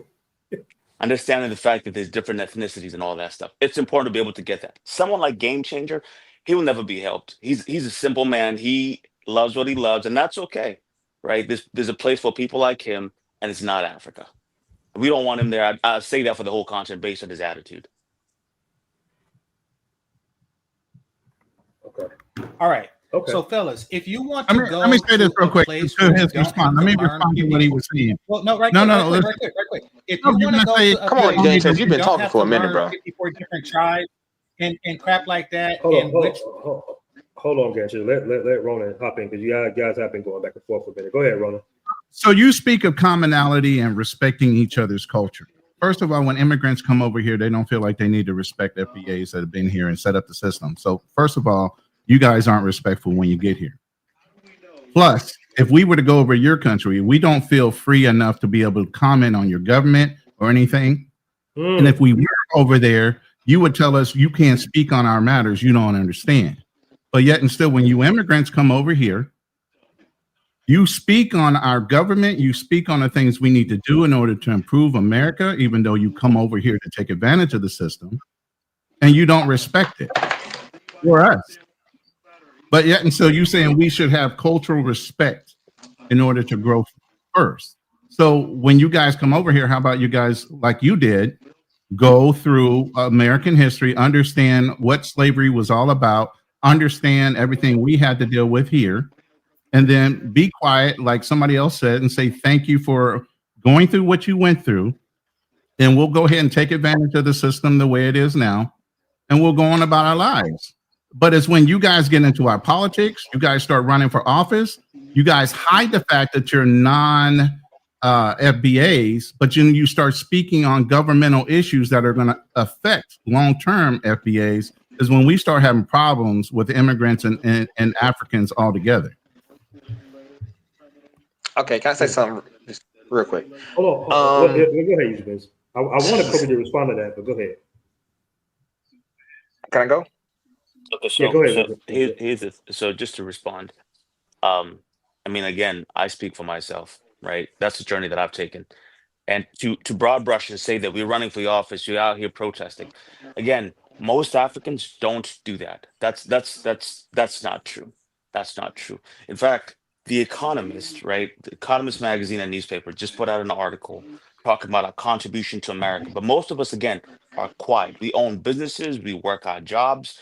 You won't see us out in the streets protesting. Why? We know why we came here. Back to again, why we're so serious. We have a purpose to being here. We're not doing any foolishness or doing any of these crazy things. So I think that broad brush is not really warranted. Potato chips. Hold on. Yeah, somebody just said it. Somebody got some chips. But yeah, you so painted, that's my response to that. you painted us with the same broad brush. He We don't asked me all how we have can heal the the same divide, and I gave an example of how that can But, happen. but the whole thing is, when you did it, you painted it in a broad brush. But all of us don't Of go what I over there to do that. do? Okay, There's all a right. I'm so lost. What the fuck is saying? Okay. there's a specific travel group that does that. There's some mongers, there's some others, but most Black Americans that travel over there go over to build wells. They're going over to benefit Africans even and show respect. And that's the biggest thing in the Black community. We're going over to Africa to show respect because we know our ancestors came from that. Now, what happened once they hit America is when we started going through all the strife, but we know our ancestors, we're not in denial of that. So when we go over there, we're very respectful. But when we go over there in a respectful way, is how we're treated as money pits, as ATM machines. They over exaggerate prices because they know we're Black Americans and we have money. You have your children that happens run. to everybody. It's just not only to Black Americans. It Brother, happens to every you form. don't come to America and see kids running up to you and asking you for $1 or a coin or whatever. You don't see Americans that don't have standard prices pricing out things that everybody pays the same price. Again, that's a cultural thing. Most places around the world have. So it's excusable for you to do it. It's not excusable for us to do it. Is that what you're saying? It's excusable for your everybody bargains and everybody gets a different price. Most foreigners in Kenya get a different price because they assume you have money. It's not only directed at Black Americans. Again, it's just not all about you. It's not all about you. Everybody gets treated the same way. If you're a foreigner, everybody That's gets a one thing high I can price. definitely say. As I can vouch for the Africans on that one, they will rob anybody, equally. If you white necessarily Indian, if they believe they can rob your pockets, bro, they will. Yeah. And this is the thing. You see what he just said? Hold on. Let me say that real quick. You see what you just said? It's not all about you. It's not all about you. And that's the thing I think was wrong with the continental Africans, bro. They think that most Black Americans have main character syndrome. They remind you, I said they think that. Dog, we could just go there and just hang out, whatever. But for some reason, they think that we're better than them, bro. Why do y'all feel like that? Like, that's what I'm trying to understand. Yeah, I hear that a lot from these women that are attacking us. Yeah, that's the first thing they say. Oh, it's not all about America. Or they act like they always have main character syndrome, this, that, and the third. Why do Africans feel like Black Americans feel that they feel like they're better than them? That's not true, bro. We just want to go there, vibe, like Ronan was saying, it's nostalgic. Like, you know what I mean? Like trying to connect with their roots. Like, dog, I don't understand. Hey, Like, you know what? Though,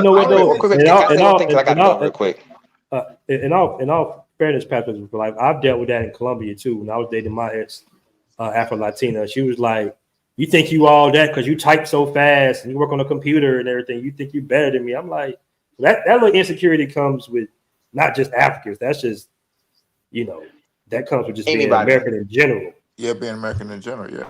No, I agree, Can and that's why. I say something real quick? Because I gotta go. I gotta go real quick. That's what I'm saying. It's real quick. I just gotta go. Go ahead, usually. All right. When it comes to like that inferiority thing, that's just the reality of the world. If you out there hitting 100 pounds and you see somebody come up there and start bench pressing 500 or 900, you gonna feel a little insecure. Just variety of just being in that area, right? So it's not even if you doing anything. The fact that you in their presence and they get to see the difference between how you live necessarily, how they live, right? Like we got to be honest. Like most of the awareness is right. If you don't make a certain kind of income, you living in the tent shack. That's like we seen what the barrio is basically made of. That's concrete and tin shacks, right? So it is what it is, right? So you always gonna have that kind of that issue, just in case if we come with your Apple Watch, you gonna have issues, right? See what I'm saying? But most black folk, when they come to America, we come from America. We go to Africa with a sense of they're either pro-black or they have some infantilization of how Africa is without actually being there. Right, I think that's vice versa. When some Africans, when they come here, they have that infantilization. They come, and what it is. But like I keep telling you, man, when y'all get down there, y'all gotta really understand the environment y'all in. Like I think the real problem is with at least us as a whole. I'm saying as black men as a whole. When y'all go down there, y'all really don't understand the environment y'all truly in. You gotta, you having your imagination how you see it. It's not how it is. You really have to go down there and experience the people and experience the landmass, right? And I think our biggest problem is telling y'all go out there looking for help and friends. You ain't got no friends like that. Instead of saying you gotta have the same thing the U.S. has. You only got temporary allies and permanent interests. That's what you got when you go down there, bro. So y'all necessarily need to go down there. You need to be looking for your permanent interest. Like for me, I stay in South America because it's my personal interest, right? And right? Because it is what it is for me though. But y'all gotta be smarter how y'all actually moving out here. Y'all moving out here with like some open hearts, like some goddamn children or some guppies. The world is full of savages. So I mean, yeah, cool.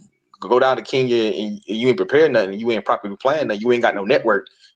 Them Africans gonna eat you alive because I mean, who else coming out there with probably like 45K in their pocket that they gonna meet again? It is what it is. That's a good point. What he's saying is true, actually. I do agree with that.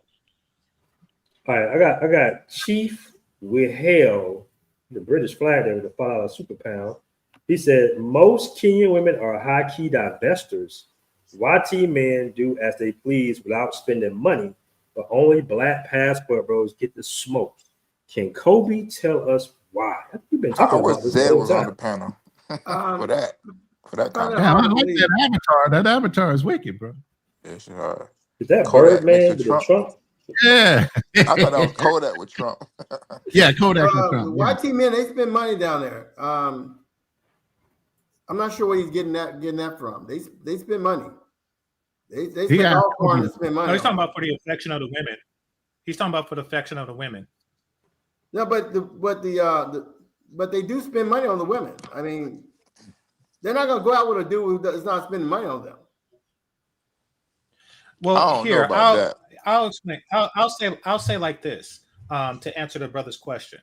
This is from what I've gathered in recent events and just Kenya in general. Black women in Kenya are used to black men, no matter the country that they come from, being humble. The reason why we're getting the response, like, you have that main character syndrome is because that's their way of saying you're not humble enough. You're supposed to be humble, calling me queen, even if I'm 40 pounds overweight. That is what you're supposed to be doing. So when you have like a bit of confidence or a slight air of confidence to you, it's their job to try to take that away from you because that's what they're used to seeing locally. Now, they don't really have that visual correlation between humility and blackness with white guys. They don't look at them as something that has to be humble. They look at him as someone who is justified to be confident. So that's why your experience with them is going to be completely different. All the negative experiences that they have with their own people is going to rub off on us. So I hope that answers your question. That's the perfect statement. You didn't say nothing crazy at the end. All right, you didn't throw no shots. That was perfect, bro. I'm shocked. Let me add to what he said real quick. Let me add to what he said right there. I would just add that Black women as a whole are the only women globally that think that they own their men outright. Exactly. No other. So no other. Well, I would say the we ones come in from a America matriarchy. like Yeah, that. you're right.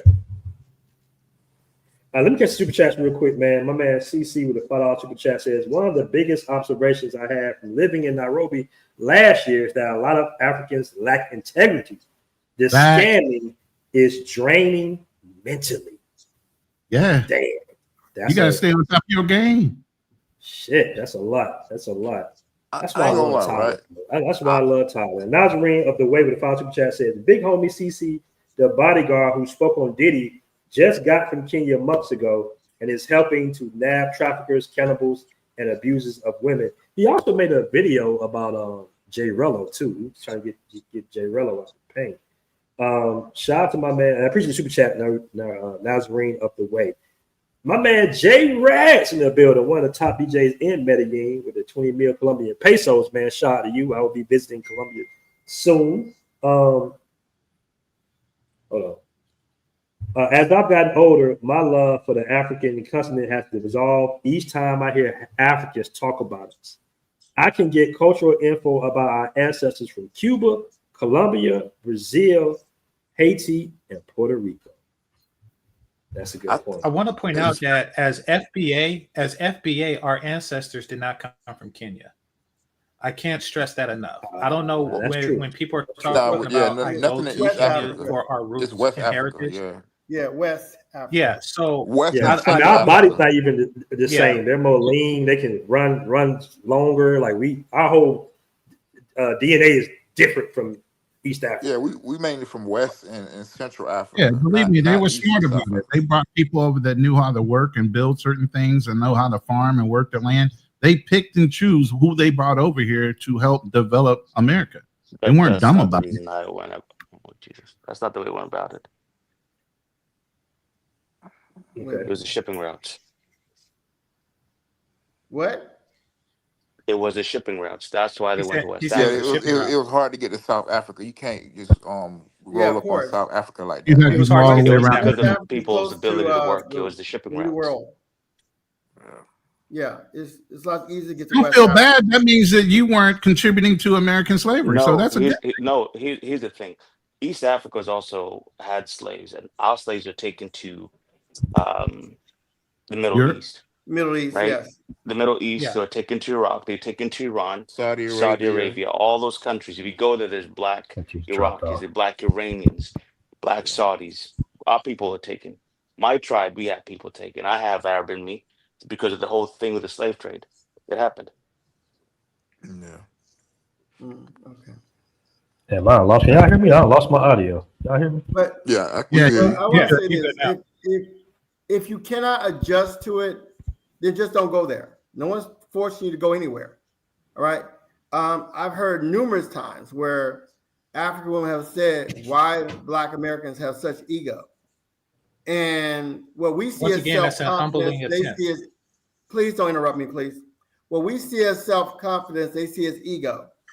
And I heard that so many times, and I was wondering about that. It's like, I think it's just a self-confidence, because in Black America, you have to be a confident person, or people are not going to respect you. They're more into humility. Once again, that's them requiring humility from you as a Black man. Doesn't matter the country you come from. You're a Black man, and you should be humble. The bar of respect. Well, right quick, because I didn't interrupt and I'll let you finish. So let me just say you interrupted me. You always interrupt me. The bar of Go ahead, Game Changer. All right, no, they expect everybody to be humble. The bar of respect and requirement of respect. Everybody to be humble. Carlos, get that through your thick skull. They expect everybody to be humble. I mean, hold on, Carlos. Hold on, Carlos. All right, go ahead, Game Changer. Okay, this is the man that just said that why do they treat whites different? Now he's saying they expect it. Okay, anyway. The bar of respect. You just don't understand what I said. So, and I don't want to. That. All right, the bar of respect for outsiders going to Kenya, it seems to be higher than any other country. No other country is saying you need to know all the different tribes of the Philippines before going there.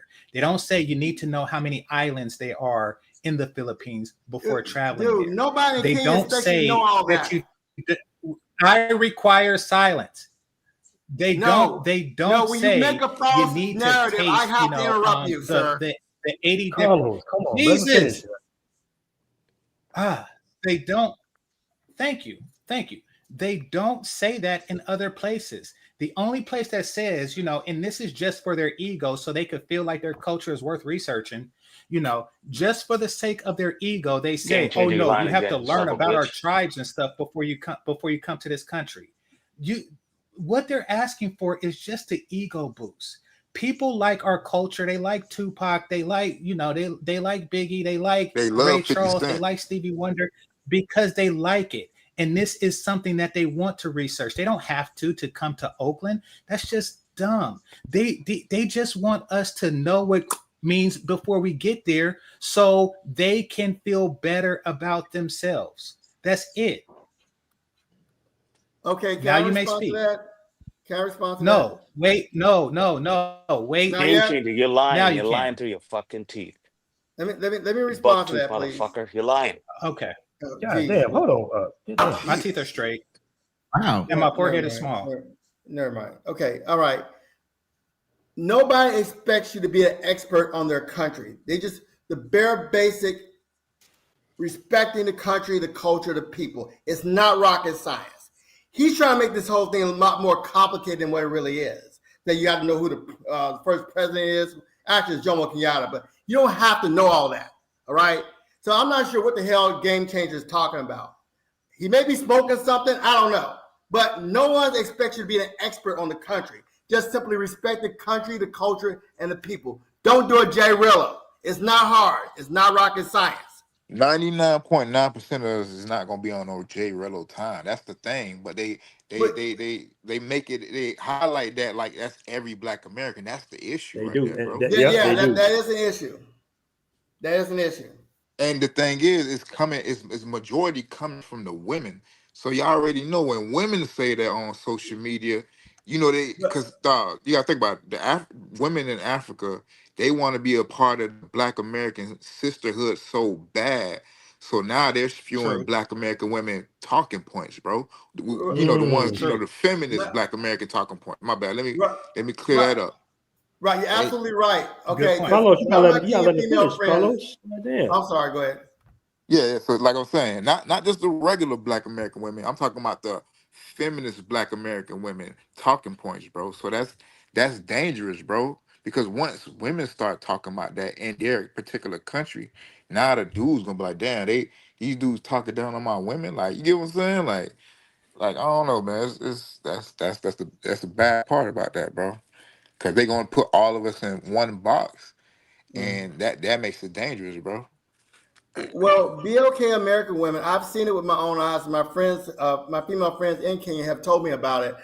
There's a lot of BLK American women in their spaces spewing out that rhetoric. And that's where they're getting it from, directly from them.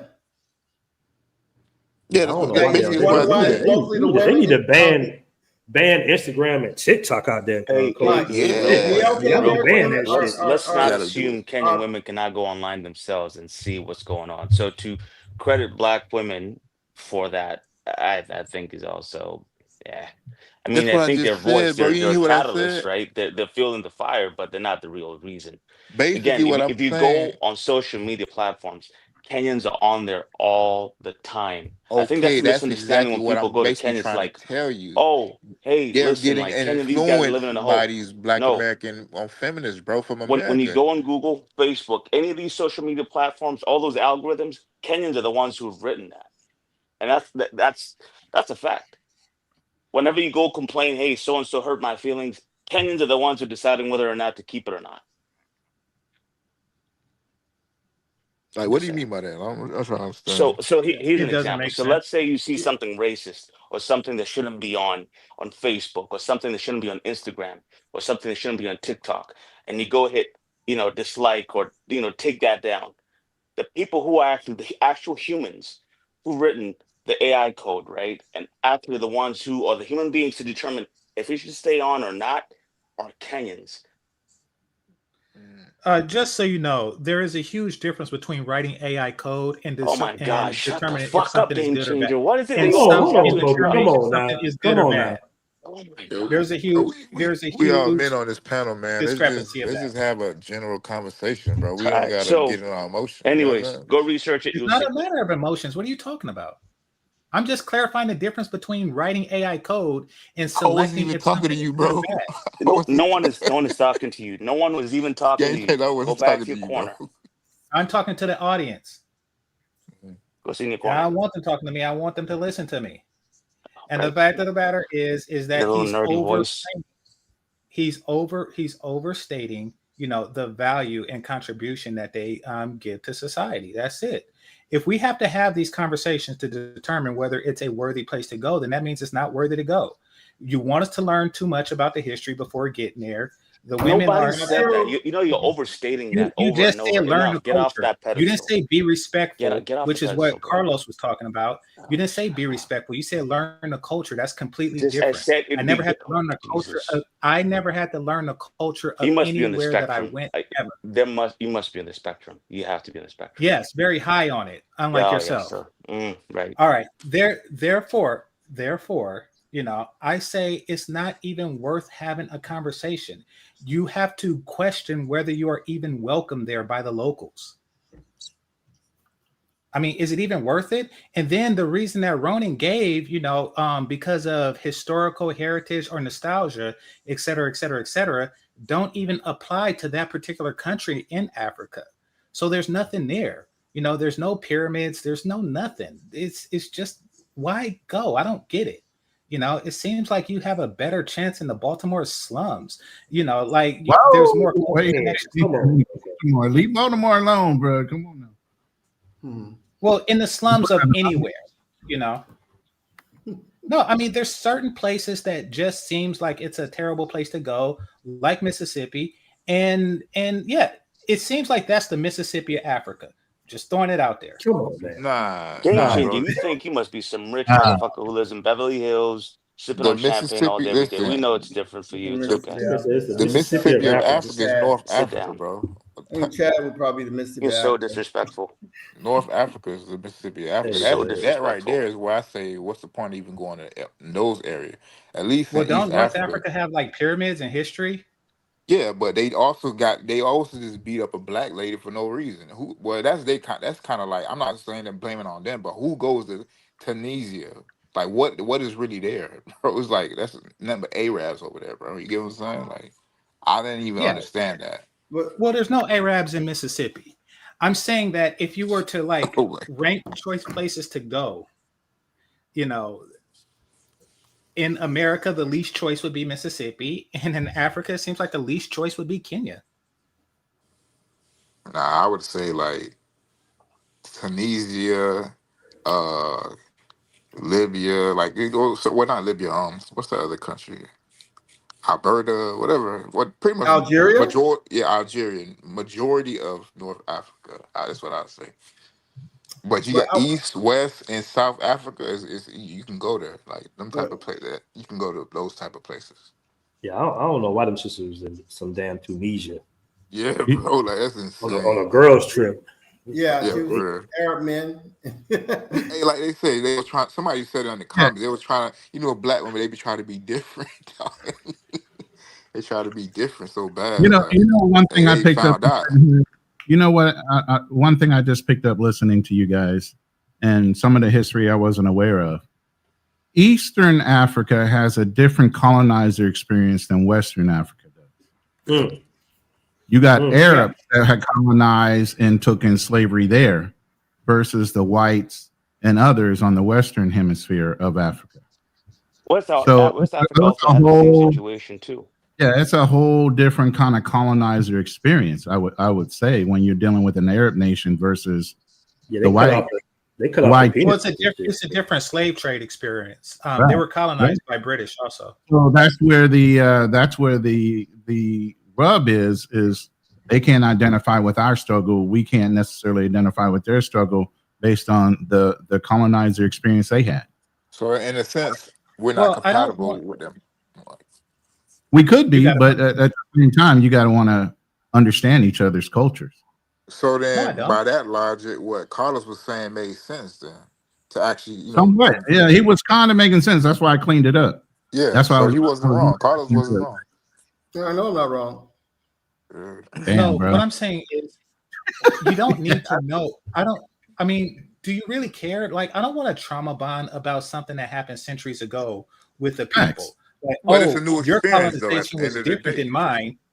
But You if, had to pick. to be honest, game changer, if we're asking them to respect our history here in America, we should, in some I'm not respect, asking them have to do that. some semblance of what they had to deal with in their culture. Yeah, but I'm not asking them to do that. And I don't know why anyone is. I'm not asking them to understand our history. If I talk to an African person and they tell me they don't know who Rosa Parks is, I don't care. And I don't require that they do. Like, nobody knows about us. Like, when I was in college, there are people who are students who grew up here, Asian students that grew up here, that thought that they didn't even know that Africans, black people that they see today, are descendants of slaves. They thought that we're all African immigrants. They don't know our history, even though they like basketball and rap, because they don't care. And I don't expect them to care. An Asian country with East Africa, bro. Like that's, you get what I'm saying? Them people, because Black American culture is the most popular culture, so of course they identify and No, I'm talking about history. They didn't know the history. They didn't know that. They thought that, when they look at me, they thought that my parents were African. They're like, what country did your parents come from? I'm like, Louisiana. Like, what? So it's a whole different thing. They don't know that the descendants of slaves are still here. That's what I'm saying. And I don't expect them to know in order to live comfortably or even be my friend. I don't care about that because I don't need you to learn my history. I'm more focused on the present and the future. You're exhausting to listen to. Okay, all right. Well, obviously you don't want to go to anywhere in Africa, right? Yeah, Is there exactly. anywhere in Africa you want to go? Yeah, no one Game really wants to changer? hear what Game Changer has to say. Enough of him.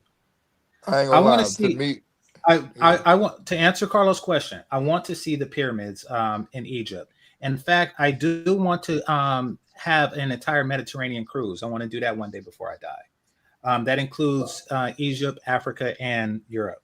Or excuse me, that includes Asia, Africa, and Europe.